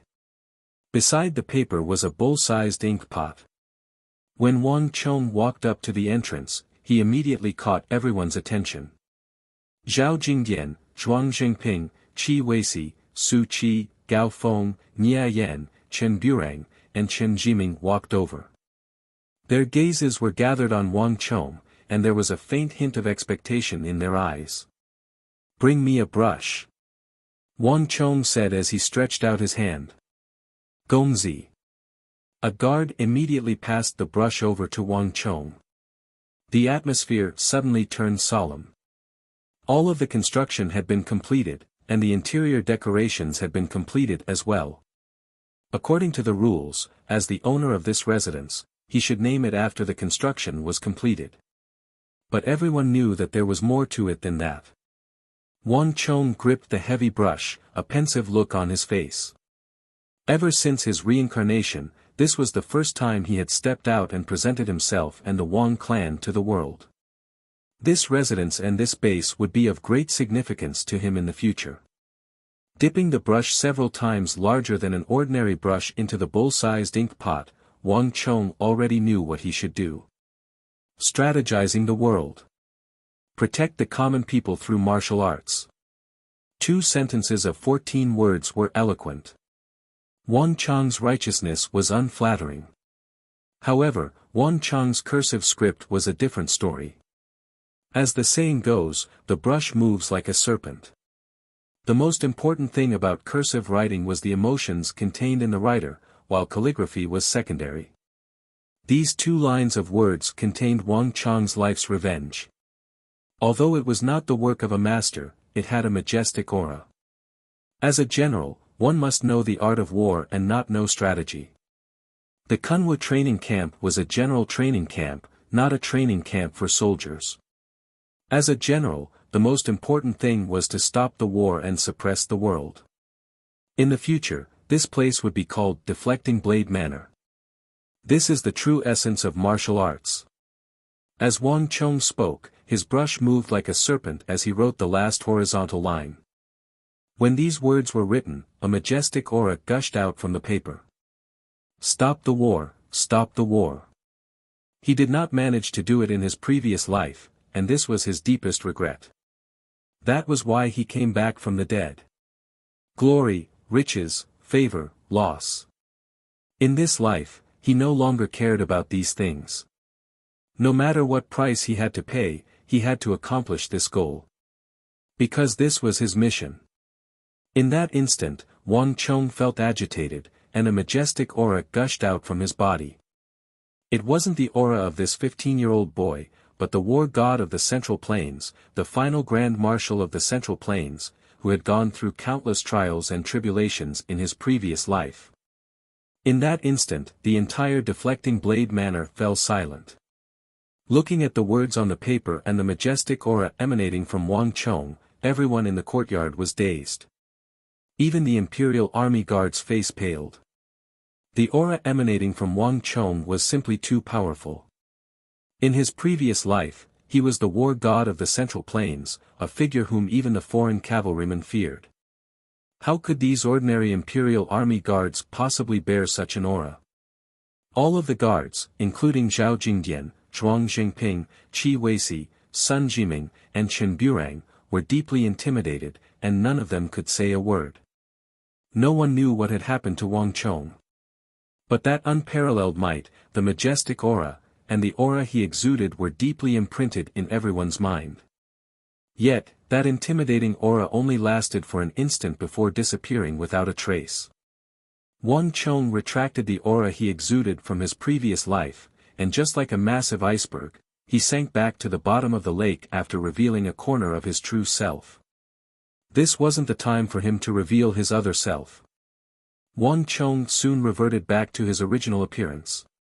"Old mister, I'll have to trouble you to frame it for me," Wang Chong said to the old mister whom he had invited over from the capital. "Yes, Gongzi." The old mister glanced at the two poems on the table, and a hint of admiration flashed across his eyes. Then, he respectfully took the two poems from Wang Chong and began to frame them. Behind him, the crowd also seemed to have awoken from a dream. Deflecting Blade Manor. Deflecting Blade Manor. What a good name. It's very poetic, and it suits the mood of this place. To think that Gongzi's poem would be so good as well. Everyone quickly recovered from their daze. Clearly, they were very fond of this name. It's good that everyone likes it. Stopping war through martial arts is the way to bring peace to the world. The goal of us, the students of Kunwa Training Camp, is to stop war and protect the world. In the future, feel free to visit us whenever you have the time. Wang Chong smiled as he turned to the crowd behind him. "Yes, Gongzi." The crowd replied respectfully. Unknowingly, they had already formed a group that viewed Wang Chong as their leader. Be it in terms of strength, standing, reputation, or background, Wang Chong was the undisputed number one. And Wang Chong had already proven himself through his actions. "Jingdian, this is the first batch of names that I've drafted. Help me distribute them. Soldiers are valued for their quality, not quantity. 7 people should be enough for the first batch." Wang Chong passed over a list of names that he had prepared in advance. There were 100 generals in Kunwa Training Camp, but Wang Chong didn't intend to invite all of them. Rice had to be eaten bite by bite. First, Wang Chong wanted to invite the most influential people to join Deflecting Blade Manor. Once Deflecting Blade Manor's influence in Kunwa Training Camp grew, there would be an endless stream of people trying to join Deflecting Blade Manor. When that time came, Wang Chong could send out invitations to these people, and everything would fall into place. "Gongzi, will the art of war be taught here?" A voice came from the side. Sun Jiming was standing in the crowd, looking fervently at Wang Chong with a fiery gaze. He remembered that Wang Chong had mentioned the art of war. Martial arts was a minor Dao, but the art of war was the major Dao. It was something that only the clans of generals could grasp. And it wasn't taught in Kunwa Training Camp. He had looked into it over the past few months. There was no doubt about it. Wang Chong nodded. He wasn't surprised at Sun Jiming's reaction. This was a natural talent for generals, and in his previous life, he was the one who loved to launch surprise attacks and ambush. Sun Jiming's instincts had awakened. As a general, one must know the art of war. Those who wish to enter Deflecting Blade Manor in the future will have to pass the most basic examination on the art of war. Wang Chong said. The art of war in this world was truly crude. At the very least, that was how Wang Chong saw it. There was another reason why Wang Chong was conducting the examination on the art of war in deflecting blade manner. He hoped to use his proficiency as the war saint of the Central Plains to temper and nurture the future generals of the Central Plains. If these future generals could pass his examination, they would become even stronger than they were in his previous life. And to the Tang dynasty, this would be a blessing in disguise. As the last Grand Marshal of the Central Plains in his previous life, Wang Chong had used tens of thousands of soldiers to hold back an enemy that was 10 times his size, allowing the Central Plains to survive for several decades and wipe out a large number of foreign invaders. In terms of the art of war, there was no one in this era who could surpass him. Even the legendary war god of the Tang dynasty, So Yung-sun, had lost to him, needless to say, others. Art of war. He, lad, you sure talk big. Just as Wang Chong said those words, a voice suddenly sounded from outside, and it was swiftly approaching. In the blink of an eye, several figures appeared at the entrance. Instructor Zhao. Instructor Zhou. At the gate of the deflecting blade manor, 2 muscular and valiant figures walked in, one in front and one behind, their heads held high. Even Wang Chong was surprised to see them. To think that they would be Zhao Qianxiu and Zhou Huang. The former was the teacher of Wang Chong and Zhao Jingdian in the training camp, while the latter had a life-and-death comrade with them on the night of the Gogrian assault. Instructors, why are you here? Surprised, Wang Chong hurried forward to welcome them. Ha, I've always wanted to see who would be so daring as to set his sights on the Kunwa training camp and build a private residence so close to it. And now, it's indeed you. Zhao Qianxiu laughed heartily. Zhou Huang hurriedly walked forward and greeted the crowd. You're really a cunning fellow. The royal court is currently clearing up the surrounding land. I heard that the Bureau of Works and the Court of Judicial Review have issued a joint decree that all land within 10 li of the training camp is strictly prohibited, and no private residences are to be built. I heard that the royal court has already sold the rights to this mountain to you. I couldn't even take it back even if I wanted to. Zhou Huang reprimanded jokingly. That lad has always been this fast, don't you know that? In my opinion, the rule from the Bureau of Works and the Court of Judicial Review is aimed at that lad. Those bastards from the Court of Judicial Review didn't even take a look when they were approving the land. They only realized it after making such a huge loophole. Zhao Qianxiu said. Lords, you already know that this is my private residence. Is it really appropriate for you to say such words in front of me? Wang Chong chuckled. As such, as soon as Kunwa training camp opened, Zhang Xian immediately bought the land here. Given the current situation, it was within his expectations that the royal court would ban the sale of land in the vicinity. It's best if I say it in front of you. There's no need to stand on ceremony with that lad. Zhao Qianxiu reprimanded jokingly. Casually pulling a purple rattan chair over, Zhao Qianxiu couldn't help but praise it for its comfort. Lad, you said that you're conducting a military strategy examination here. You sure are arrogant. Let me ask you, do you know the art of war? Zhao Qianxiu sat down on the rattan chair and lightly knocked on the table before him as he asked. Lord, are you going to guide me? Wang Chong chuckled as he sat opposite Zhao Qianxiu. It seems like you aren't convinced. It's fine for you kids to spar with one another. As for the art of war, don't lead them astray. This isn't something that can be taught casually. Come. If you can defeat me, you can teach them the art of war here. Zhao Qianxiu said. Even though his words sounded like a joke, Wang Chong could sense a hint of seriousness in Zhao Qianxiu's words.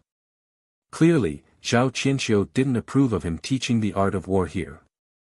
The art of war was the way of a general. The slightest mistake could result in death. Not only would he be harming himself, his subordinates would also die a graveless death. This was also the reason why the Kunwa training camp didn't teach the art of war. Chapter 296 Since Lord is willing to give me pointers, I'll gladly accept it. Wang Chong faintly smiled. Deflecting Blade Manor had already prepared a game of Go, which Wang Chong had intended to use to test others. But now, he decided to use it against Wang Chong and Zhao Qianqiu. Instructor is going to play chess with Wang Chong. I wonder which of the two is stronger. Even though I would like to say Gongzi, instructor should be stronger. Upon hearing that Wang Chong was going to compete with Zhao Qianqiu in the art of war, the crowd immediately became excited. This was especially so for Zhao Jingdian, Zhuang Jingping, Qi Weisi, and the others. Zhao Qianqiu was their direct instructor. On their first day on the mountain, Zhao Jingdian's unique ferocious tiger teachings had made them suffer quite a bit. Gongzi, you can do it. Teach the instructor a lesson. Zhuang Jingping and Qi Weisi mustered their courage and cheered.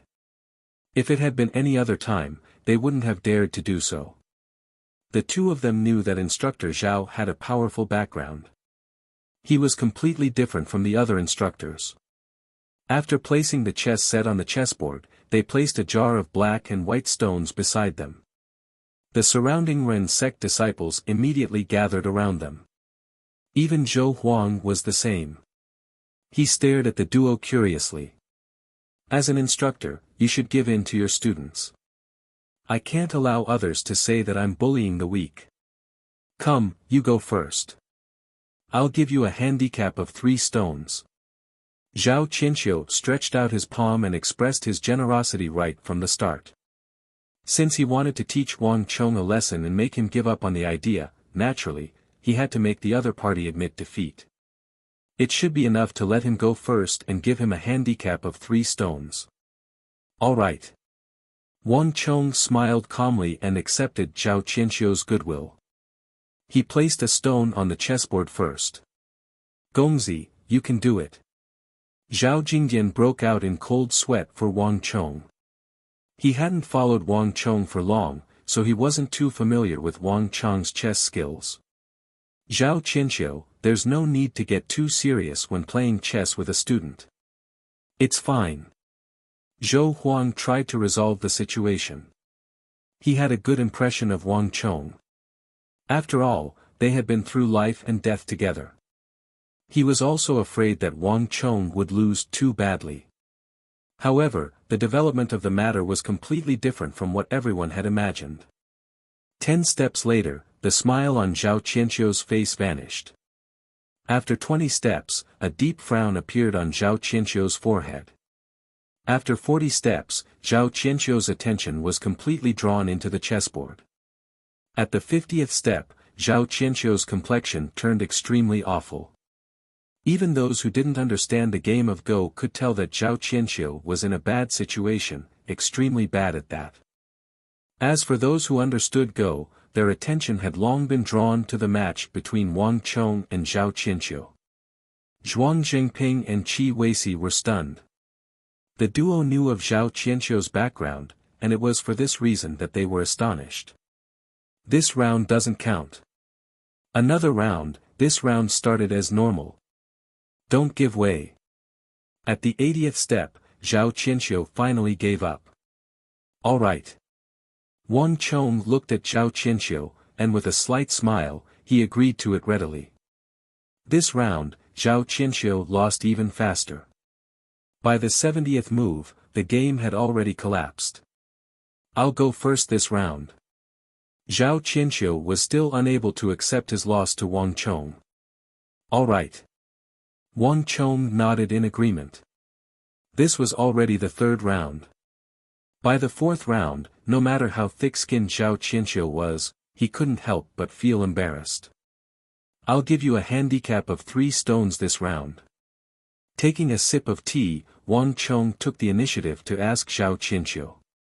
With a darkened face, Zhao Qianqiu nodded his head heavily, but he didn't say a single word. In this round, Zhao Qianqiu played exceptionally slowly and cautiously, and the further he went, the slower he became. In the end, Zhao Qianqiu wasn't able to leave the deflecting blade manor. After the 4th round, Zhao Qianqiu sat by himself, staring at the board with a grim expression. Compared to when he first arrived, it was a world of difference. Wang Chong, can we play around? Zhou Huang suddenly asked Wang Chong with an eager gaze. He was a master archer, and on the battlefield, all he had to do was to follow orders and fire arrows at any moment. But who wouldn't want to become a talented general? Zhou Huang could tell that Wang Chong was truly talented in the art of war. Zhou Huang could only explain it as a legacy from a general and minister clan. Of course. Wang Chong chuckled and agreed to it without any hesitation. Soon, another person appeared beside Zhao Qianqiu, and he stared at the board silently as well. Zhao Qianqiu and Zhou Huang weren't able to leave the deflecting blade manor, and this was something they didn't expect. That lad has returned to the barracks. At this moment, Wang Chong, Zhao Jingdian, Zhuang Jingping, Zhao Qianqiu, and Zhou Huang had no idea that in an extremely distant place, a group of people was standing on a mountain peak, silently looking in the direction of deflecting blade manor. The autumn wind blew, and from where they were standing, they could clearly see the deflecting blade manor, which was only the size of a fingernail. Even though they couldn't see it clearly, they could still make out the silhouettes in the distance. I knew that lad must have some ulterior motive for coming to the Kunwa training camp instead of Shenwei and Longwei camps. If I'm not wrong, then. Abu Tong, do you believe that he's going to start recruiting soldiers in the training camp soon? On the northern peak of Azure Dragon Peak, Jing Xian waved his paper fan and chuckled. I heard that Wang Chong and his Wang clan don't have a good impression of the Hu. Abu Tong, I think that you and your father will have to wash the horses of that lad in the future. Abu Tong's face darkened, and he remained silent. On the other hand, the Hu subordinates behind him were infuriated. Jing Xian, there's no need for you to provoke me. If I'm not mistaken, His Highness King Qi isn't faring too well either. The King of Song and the Wang clan are able to squeeze him dry in the royal court. Abu Tong said coldly. The calm expression on Jing Xian's face froze in an instant. Abu Tong, there's no need for us to criticize one another. The Wang clan is simply too powerful at the moment, and all of this is due to that lad. If we don't do something about it, neither of us will have a good time. Jing Xian waved his paper, and he soon regained his composure. What do you intend to do? Abu Tong asked grimly. He, it seems like we've reached an agreement. Jing Xian's smile eased up. Then, it'll be easier for us to discuss the rest. The Kunwa training camp is still considered the capital, so we can't do anything to that lad. However, there's no need for us to do so either. That lad from the Wang clan wouldn't do anything meaningless. As long as we know what he's up to, we can just do the opposite. Thinking of Deng Mingxin, Jing Xian's heart ached. Initially, he didn't intend to stand up for Wang Chong. As for King Qi, he could just feign civility and deal with him. But while he was at home, trouble would descend from the heavens. Deng Mingxin's matter had put him in a very passive position, and even the gazes of those around him had changed. Since it was Wang Chong who provoked him, he couldn't be blamed for his actions. That lad is no simple character. He built a residence there, and it's located right next to the training camp. There's a high chance that he's trying to win over the hearts of the people here. Since we know what he's after, the rest is simple. All we have to do is to stop him. Jing Xian sneered coldly. But the royal court has already banned the purchase of land. That lad's residence is probably unique in this region. It's impossible for us to obtain it. Abu Tong said grimly. Clearly, he had already tried it before. That's because you didn't find the right person. It's not that I'm biased against you who or look down on you. However, it's better for us Han to deal with this matter ourselves. I've already told King Qi that I've requested a plot of land from the Court of Judicial Review. It should be completed in another 7 to 8 days. Jing Xian said. Abu Tong was taken aback. It was as if he was meeting Jing Xian for the first time. What are you looking at? That lad's residence has been under construction for several months now. I'm not blind. Did you think that I would only take action now? Zheng Xian said. If it's really as you say, then I've truly underestimated you. Abutong gazed deeply at Zheng Xian. This fellow gave him a feeling that he would be an extremely difficult opponent to deal with. But why don't I see your residence? Abutong asked doubtfully. He scanned the surroundings, but there was no sign of human activity in the surrounding mountains. Of course you can't see it. That's because I've specially requested for it. I have to leave the trees on the periphery intact. I'll only chop them down after the construction is complete. Zheng Xian said with an unfathomable expression. Those who are skilled in battle are not worthy of fame. If you want to deal with someone, you can't let them be prepared. Abutong, you fellows are too high profile. This is also the reason why you attract so much hatred. King Qi still holds you in high regard. Abutong harumphed coldly. Of course, he didn't believe Zheng Xian's words. Speak, what do you want me to do? Abutong went straight to the point. It's simple.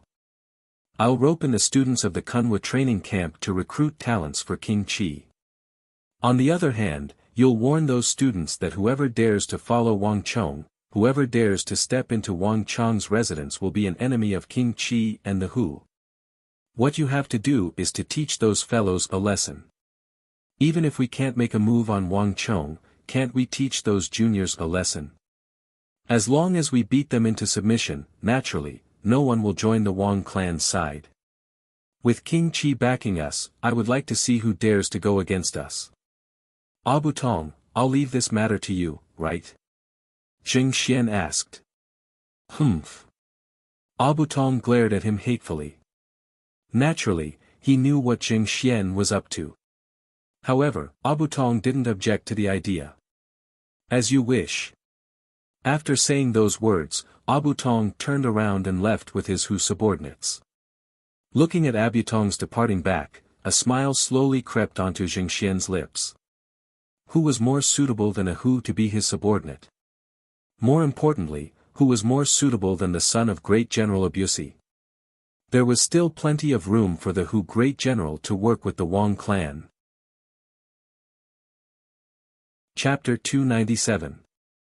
Translator, Mr. Voltaire Editor, Modlaws 123. The land was vast and boundless, with mountains rising and falling like the waves of the sea. This was a vast plateau. The sky was high and the clouds were deep. The terrain was far higher than any of the surrounding lands, any of the countries. From here, one could see the world. In the Tang dynasty, this place was known as the Yuzhen. Wuxia, you see it. Over here, over those mountains, the Tang dynasty is in the distance. The wind howled. At this moment, at the highest point of the mountains, at the edge of the plateau, a middle-aged man dressed in black stood against the wind. His aura was majestic, like a mountain range. Using the goose feather fan in his hand, he pointed to the end of the horizon, exuding the aura of a ruler. The man had a scholarly demeanor, and his eyes were filled with wisdom. He looked like a person from the Central Plains. However, the slightly rough yellow skin under his sleeves revealed his identity. The people here couldn't be any more authentic than the people of the Yuzhen. Milord, you see it. Beside the middle-aged man was a valiant general. His feet were apart, and a long saber hung from his waist. He stood there like a spear stabbed into the ground, giving off the feeling of an immovable mountain. His body wasn't very tall, but the aura he exuded was as vast and boundless as the ocean. And that sharp aura he exuded seemed to be able to split apart a mountain in front of him with a single slash. But so what if you see it? That land isn't suitable for grazing horses or sheep. Your subordinate doesn't understand. Why is Milord always thinking about that place? Wuxia Wuzong said indifferently. There wasn't the slightest change in his eyes. He knew what his superior wanted to say. But as a general, he had no interest in such things. Ha, Wuxia, you're wrong. Hearing the words of his subordinate, Daluan Ruozan retracted his goose feather fan and chuckled. Although the Tang dynasty isn't suitable for grazing horses or sheep, it produces the most beautiful silk in the world. It has the most grain and the most cities in the world. The people of the highlands should rule over the people of the lowlands. Wuxia, don't you think so? Milord, please think about it. Your subordinate is a crude man who only knows how to fight. Wuxia Wuzong said lightly. His expression was firm as he stood there motionlessly. Even his eyelashes did not tremble. Moreover, the Tang people may not be as easy to deal with as you think. Wuxia Wuzong said indifferently. As General Uzun, Wuxia Wuzong never looked down on others, but he would never underestimate his opponents either. If Uzun wanted to expand, the Tang dynasty was the best direction. However, even to this day, the Uzun Empire had never succeeded. Not because he was benevolent, but because he was too stubborn. The Uzun Empire was divided by the royal family. Qi Dazuzun, who resided in the capital city of Luosa, had a supreme position. Under Qi Dazuzun's jurisdiction, there were 4 royal lineages, which were ruled by Qi Dazuzun's 4 younger brothers. They were the Alisa royal lineage, the Lesa royal lineage, the Yays royal lineage, and the Yarlung royal lineage. Wuxia Wuzong and Daluan Ruozan belonged to the Alisa royal lineage that ruled over the southeast. Here, they were bordered by the Tang dynasty's Jiannan, and they weren't too far away from Erai's Mengshi Zhao. In these 2 years, the Tang dynasty's southern protector general Zhangqiu Jianxiong and Mengshi Zhao's king Zhelifang were their main enemies. The 180,000 elites of the Tang dynasty's southern protectorate manor were like a nail hammered into their hearts, exerting immense pressure on them. Ha ha ha, Wuxia, have you heard? Your nemesis Zhangqiu Jianxiong is going to be transferred to the capital. He intends to become the Minister of War of the Tang dynasty. That's not an insignificant position. Daluan Ruozan suddenly chuckled. Is the news reliable? Wuxia Wuzong was taken aback for a moment before a hint of interest appeared on his face. It hasn't been confirmed yet. However, according to our informants, there's at least an 80% chance of it happening. Daluan Ruozan replied confidently. He, without Zhangqiu Jianxiong around, the Tang dynasty's Jiannan is a void. Wuxia Wuzong, this is a great opportunity for us. As he spoke, he turned to look at Great General Uzun beside him with an indiscernible smile.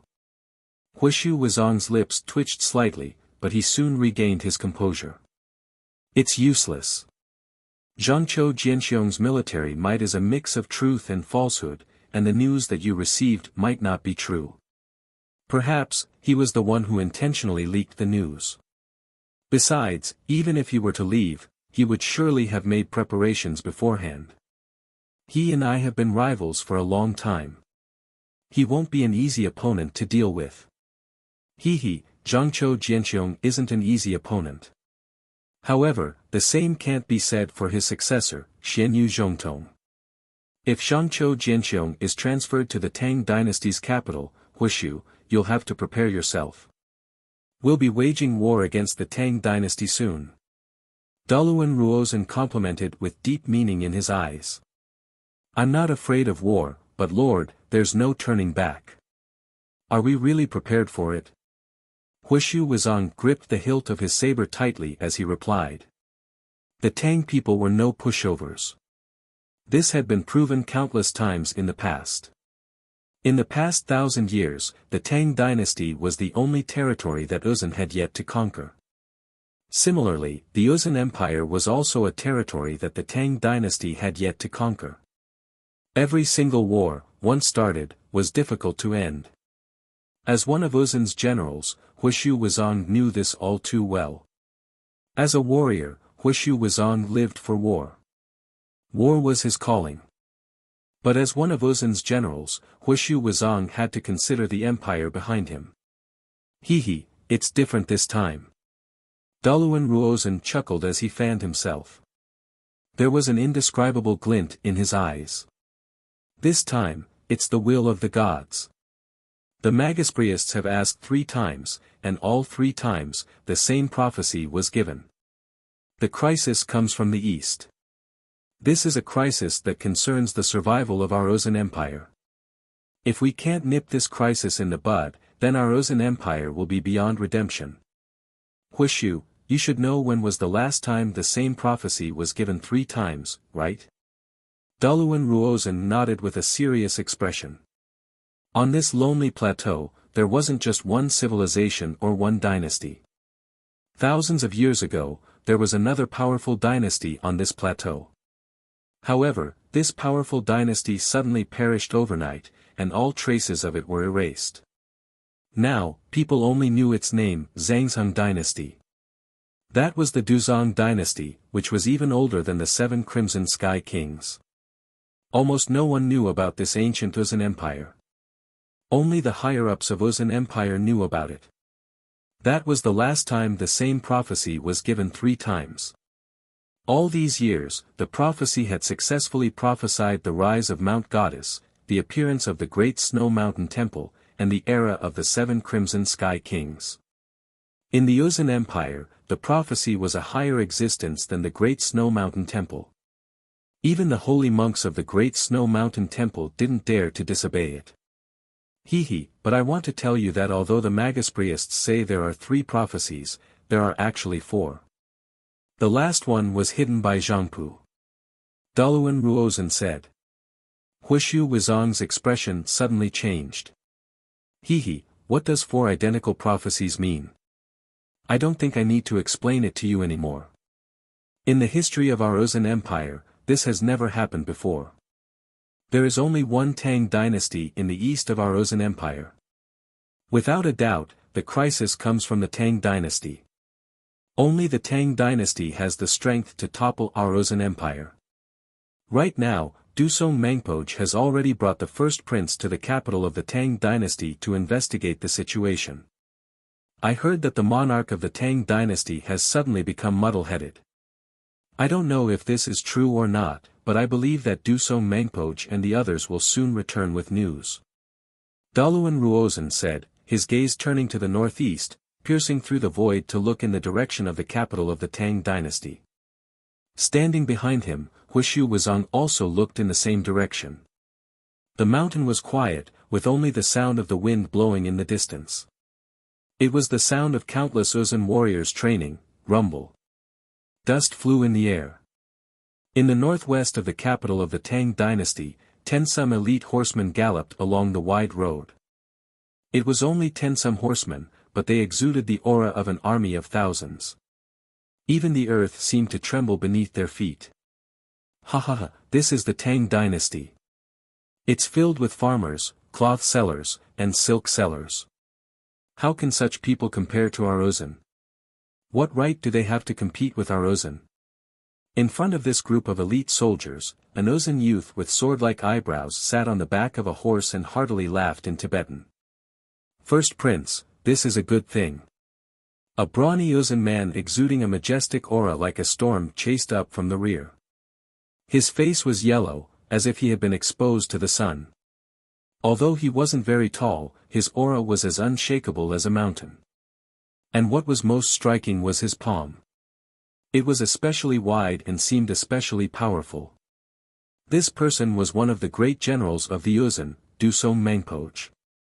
Dusong was the name of the clan. Mangpoj meant eagle.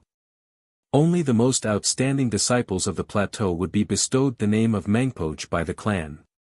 Every great clan of the Ozan would have one, and only one, Mangpoj. The current Tang dynasty is no longer the Tang dynasty of the past. Right now, they like profit, business, and comfort. This is a good thing. A mountain cannot hold 2 tigers. On this continent, there shouldn't be 2 equally powerful empires. The weakening of the Tang dynasty is a good thing for us. Dusong Mangpoj said. He wore a leather hat on his head and wore ordinary clothes to hide his identity. Although this wasn't a particularly brilliant method, the Tang dynasty lacked understanding of the Ozan. Even if they knew of Dusong Mangpoj's name, they might not have seen him in person. But first Prince, don't forget the mission we shoulder. Thus, on this trip to the Tang dynasty, we should do our best to keep a low profile. As Dusong Mangpoch spoke, he stroked his beard. Chapter 298. This wasn't his first visit to the Tang dynasty. The last time he was here was more than a decade ago. Back then, the Tang dynasty of the Central Plains was filled with soldiers being mobilized everywhere. It was like an intricate war machine.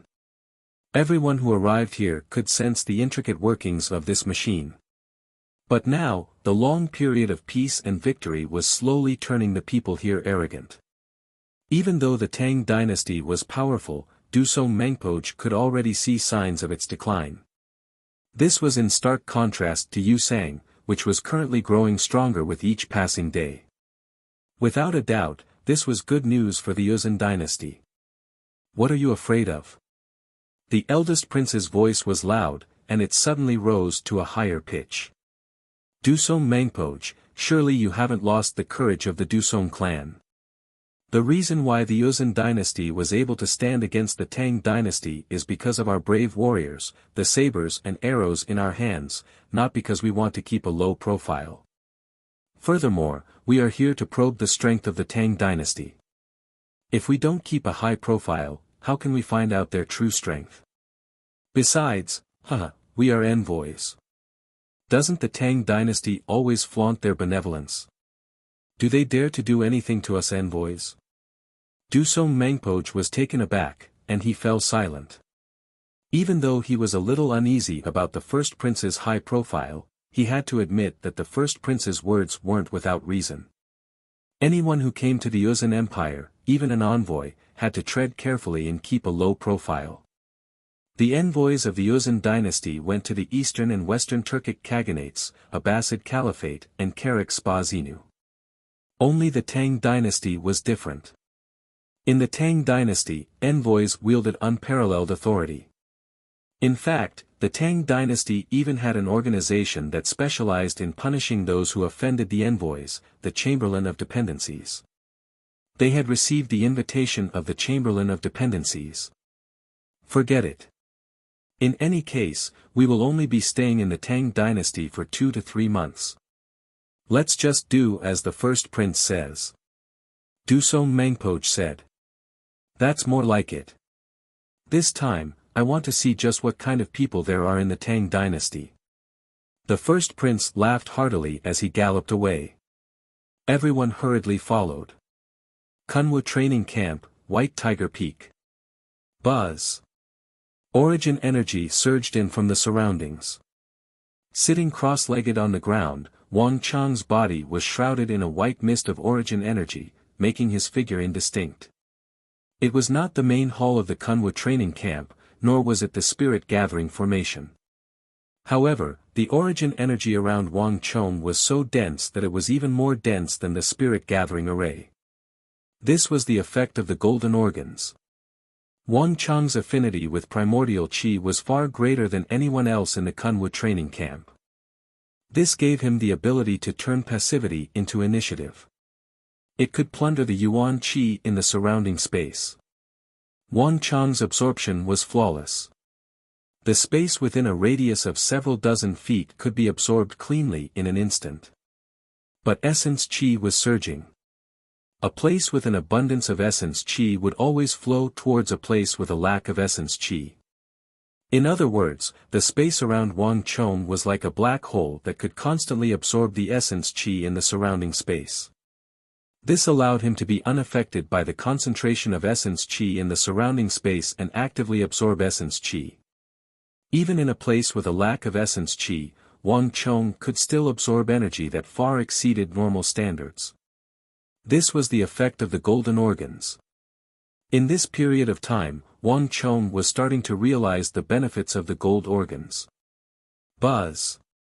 In the dense white mist, a white rippling halo constantly expanded and shrunk around Wang Chong's body, expanding and shrunk, circle after circle of scouring. With each scouring, it became stronger. At the same time, it was accompanied by a metallic roar, appearing extremely spectacular. In the Essence Chi realm, the white rippling halo was the most powerful technique. This was the most basic halo power. When one's cultivation reached the pinnacle, every single move of theirs would be able to produce such destructive ripples, making it much more powerful than ordinary techniques. During this period of time, Wang Chong had been using the true martial Little Dipper to constantly condense stellar energy to replenish the white ripples and strengthen the power of the initial halo. Wang Chong's Might of the Barbaric God had also been cultivated to the peak by Wang Chong, reaching 9 Dan. Basically, he was able to exert 3 to 4 times the strength of an Origin Energy Tier 9 cultivator, making him infinitely close to a true martial 1 Dan cultivator. Wang. After an unknown period of time, when the aura in Wang Chong's body finally reached its peak, a brilliant light flashed in the air. Buzz. There was a bright flash of light in the air, and then Wang Chong vanished from where he stood. Pang pang pang pang. 8 consecutive explosions rang out from the 4 corners of the hall. On the walls of the hall, in the east, south, west, north, southeast, northeast, southwest, northwest, a total of 8 directions, there were 8 clear and deep fist imprints. At the same time when the 8 fist imprints appeared, there was a flash of light, and Wang Chong's figure appeared at the center of the hall once more. 1, 2, 3, 4, 5, 6. There are a total of 8 fist imprints. To be able to produce 8 fist imprints at once, I can finally cultivate the 8 steps of the Furious Flood Dragon. Dressed in a green robe, Wang Chong looked at the clear imprints on the walls with a hint of gratification in his eyes. In this period of time, he had been using the gold organs and the true martial Little Dipper to raise his strength, and it wasn't without purpose that he cultivated his stellar energy. With the Spectre Steps at its peak, coupled with his powerful Origin Energy, Wang Chong would be able to cultivate a powerful ultimate technique, the 8 steps of the Furious Flood Dragon. This was a consumption-type secret art that could only be used once. In a short period of time, it could exhaust all of one's Origin Energy to unleash an exponential increase in combat power and defeat one's opponent in one go. This was a powerful ultimate technique used to defeat powerful enemies. If even the 8 steps of the Furious Flood Dragon could not defeat an enemy, then it was basically impossible. Duh. Just as he was adjusting his breathing, he suddenly heard the sound of footsteps approaching him anxiously. Wang Chong's eyebrows twitched. He turned around and saw a familiar figure hurrying down the mountain through the slightly open door. Gongzi, bad news. Something's wrong. Su Qi immediately shouted before he even came up. He looked extremely anxious, causing Wang Chong's expression to change. He had known Su Qi for a long time, but this was the first time he had seen him so anxious. What's going on? With a thought, Wang Chong opened the door almost instantly and appeared at the entrance. Su Qi, weren't you cultivating there? Why did you come here? Wang Chong stood at the door and asked. Gongzi, bad news. Chen Burang was severely injured. Gao Feng and Nia Yan brought some people over to help, but they were also surrounded. Even Zhuang Zhengping, Qi Weisi, and the others have been surrounded. Su Qi was so anxious that he revealed the matter in one breath. What? Wang Chong's expression changed. How did this happen? Why did you guys get into a conflict with others? This was the first time something like this had happened in a Kunwa training camp. We didn't get into a conflict with them. They were the ones who came for us. Chen Burang was cultivating there when someone suddenly appeared and chased them away. Chen Burang was furious. He said a few words to them, and then a fight broke out. Gao Feng and Nia Yan were there. In the end, they went over to help, but the other party was prepared. A large group of people came and severely injured them. I feel that someone came for us this time.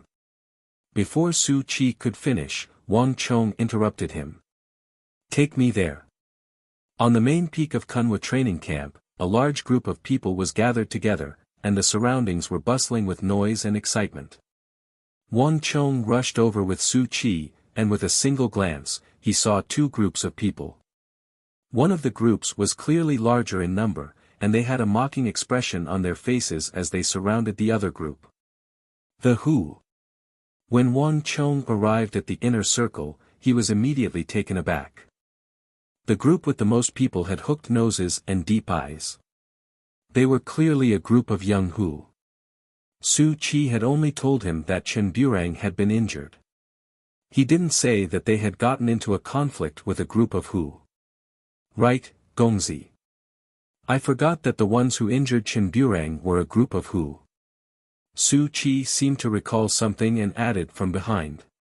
Are they here for me? A hint of doubt flashed across Wang Chong's mind as he subconsciously thought of himself.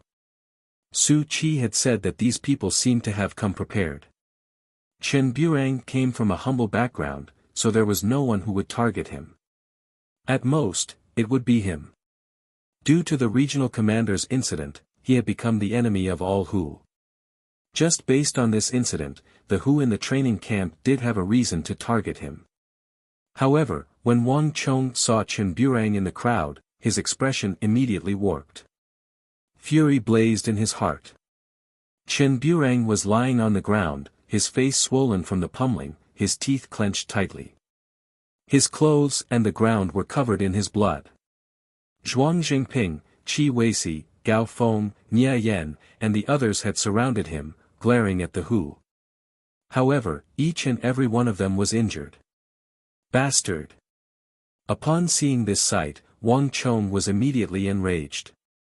Chen Burang came from a family of hunters, and he was a typical archer. All of his cultivation was focused on his bow and arrow. On the other hand, he was proficient in close combat. Su Qi was right. These people were obviously picking the soft persimmons and had come prepared. With a darkened face, Wang Chong strode forward. "HM. Who told you to come here?" Upon seeing Wang Chong and Su Qi, a young Who immediately stepped in front of them, his eyes narrowing as he blocked their path. Scram! Wang Chong's gaze turned cold, and a chilling killing intent burst forth from his eyes. His roar was like a clap of thunder, and the rowdy crowd immediately fell silent. In an instant, countless gazes turned to look at Wang Chong and Su Qi. Upon meeting Wang Chong's cold gaze, everyone felt a chill run down their spine. Humph, I was wondering who it was. So it's the main character. Asro, don't you recognize Wang Chong Gongzi? Get out of his way. Chapter 299.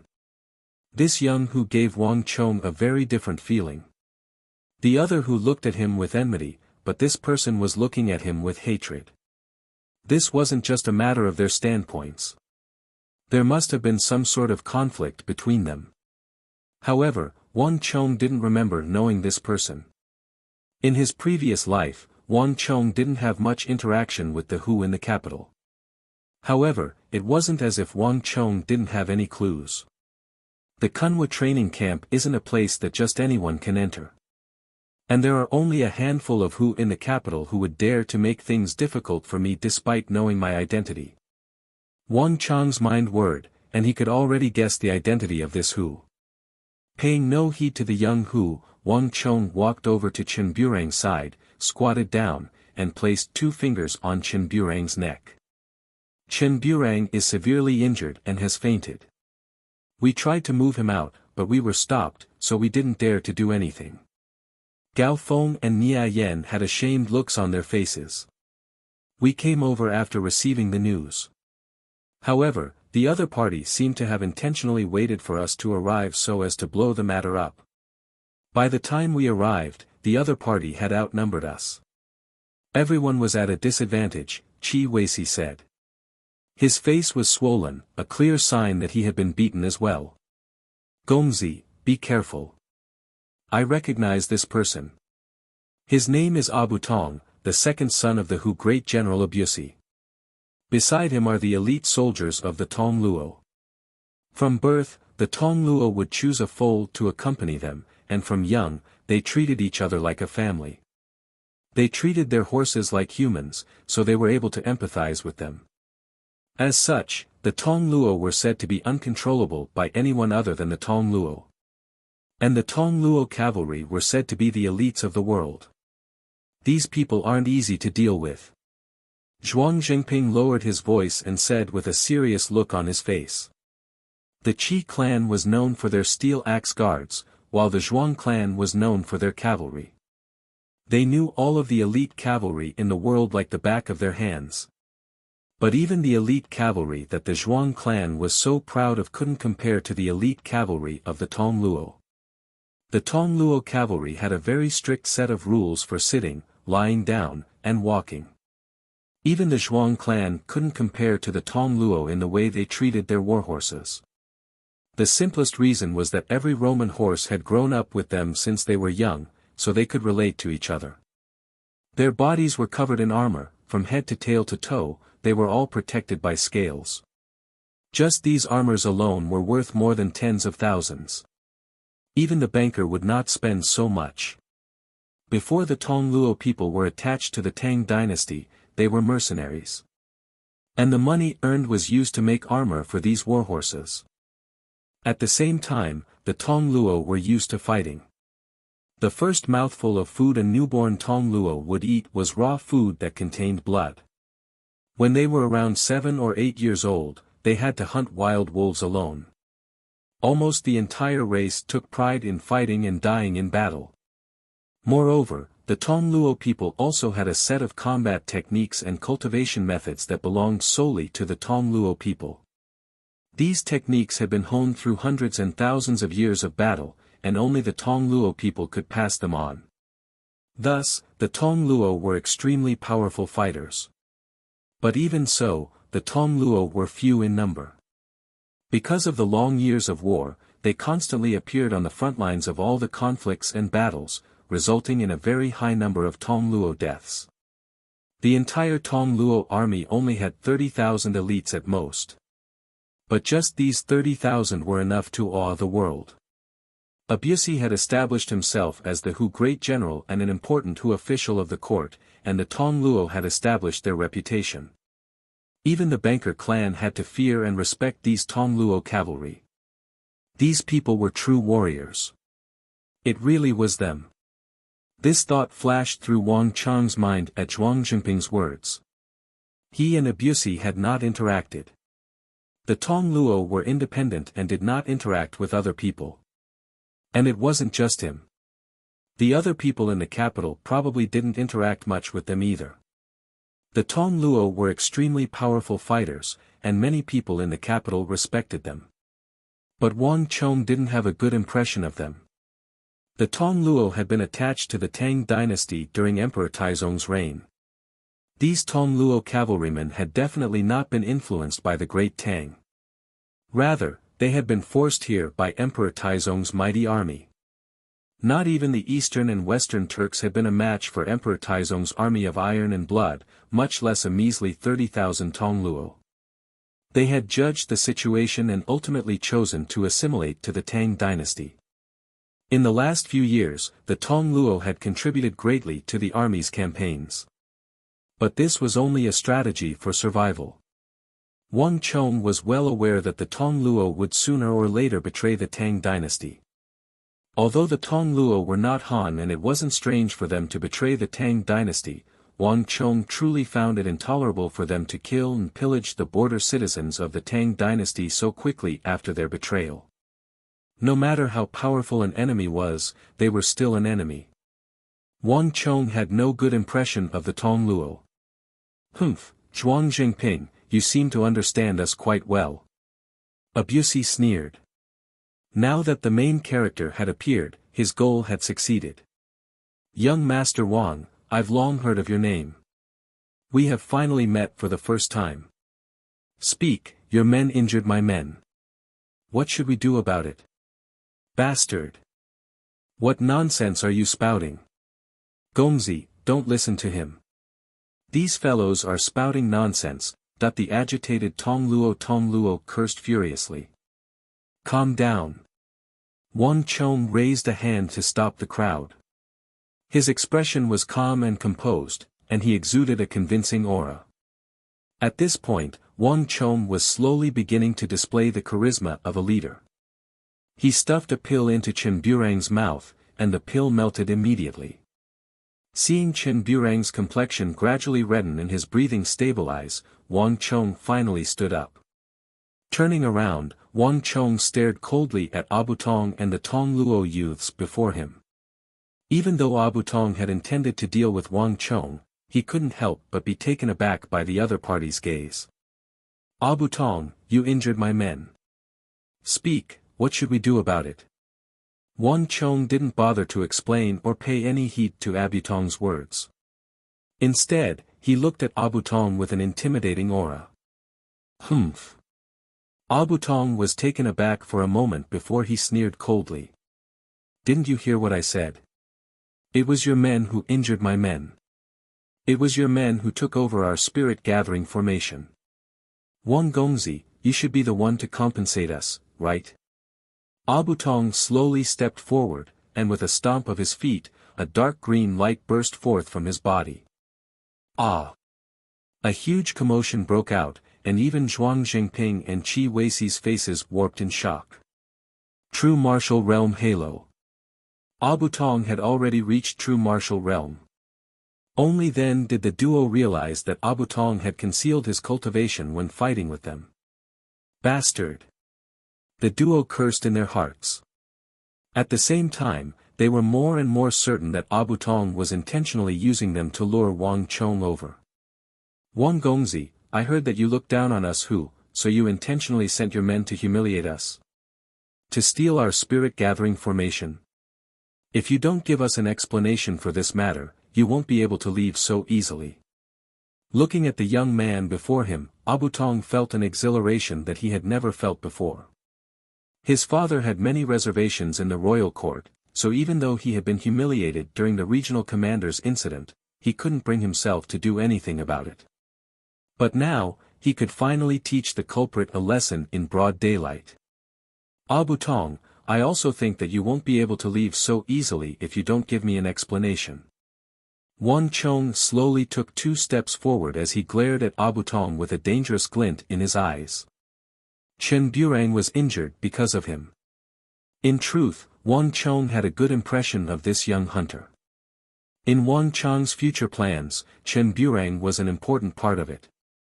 He would become the most outstanding master archer of the Tang dynasty in the future. A person who spent his entire life on a single bow and arrow was destined to be mediocre in terms of combat prowess. These Tong Luo people had an unfair advantage over him. The reason why Chen Burang had suffered this time was because of him. If he didn't resolve this problem, there would only be more such problems in the future. There was more than one Hu in the capital, Abu Tong. Wang Chong knew what Abu Tong was up to, but if the other party thought that he would be able to defeat him just because he had reached True Martial Realm, then he was gravely mistaken. Humph, looks like we can't come to an agreement then. Abu Tong sneered coldly. Wang Chong's unconventional behavior was exactly what he wanted. If Wang Chong had gone along with his intentions and offered to compensate him with some gold or pills, he might have suffered a huge headache instead. But since Wang Chong didn't know what was good for him, that was for the best. It's even better that we can't come to an agreement. The rule of us Tong Luo people has always been to fight with our fists. There's no one who can win a war through words. Abu Tong flicked his finger as he took 2 steps forward, and a domineering aura emanated from his body. Wang Chong, I don't care what you say. As long as you can defeat me, I'll forget about today's matter, and I'll treat it as if nothing happened. Otherwise, let me beat you up to appease my anger, and I'll treat it as if nothing happened. Roar! The Tong Luo people behind him burst into laughter. This was their true motive. Regardless of what they said, they were determined to teach Wang Chong a lesson today. Bastard! Behind Wang Chong, the crowd was agitated, and rage could be seen on their faces. Wang Chong raised his hand to stop the crowd. Very fair. Wang Chong replied calmly, but his eyes were blazing with fury. Since we can't resolve the matter through negotiation, we should resolve it through war. That's how this matter should be resolved. Shua. In an instant, all of the Tongluo people turned to look at Wang Chong with bizarre gazes. Even Abu Tong had a bizarre look in his eyes. Unlike other Han, this Han youngster's ideals were identical to those of the Tongluo people. You're tuning into the Han Li's Wuxia Adventures YouTube channel. We're so grateful for your support, and don't forget to subscribe to join us on this incredible journey through captivating stories. Your generosity through donations truly makes a world of difference, as it's the primary source of revenue that allows me to expand and enhance this channel for you. Thank you from the bottom of my heart for being a part of this adventure.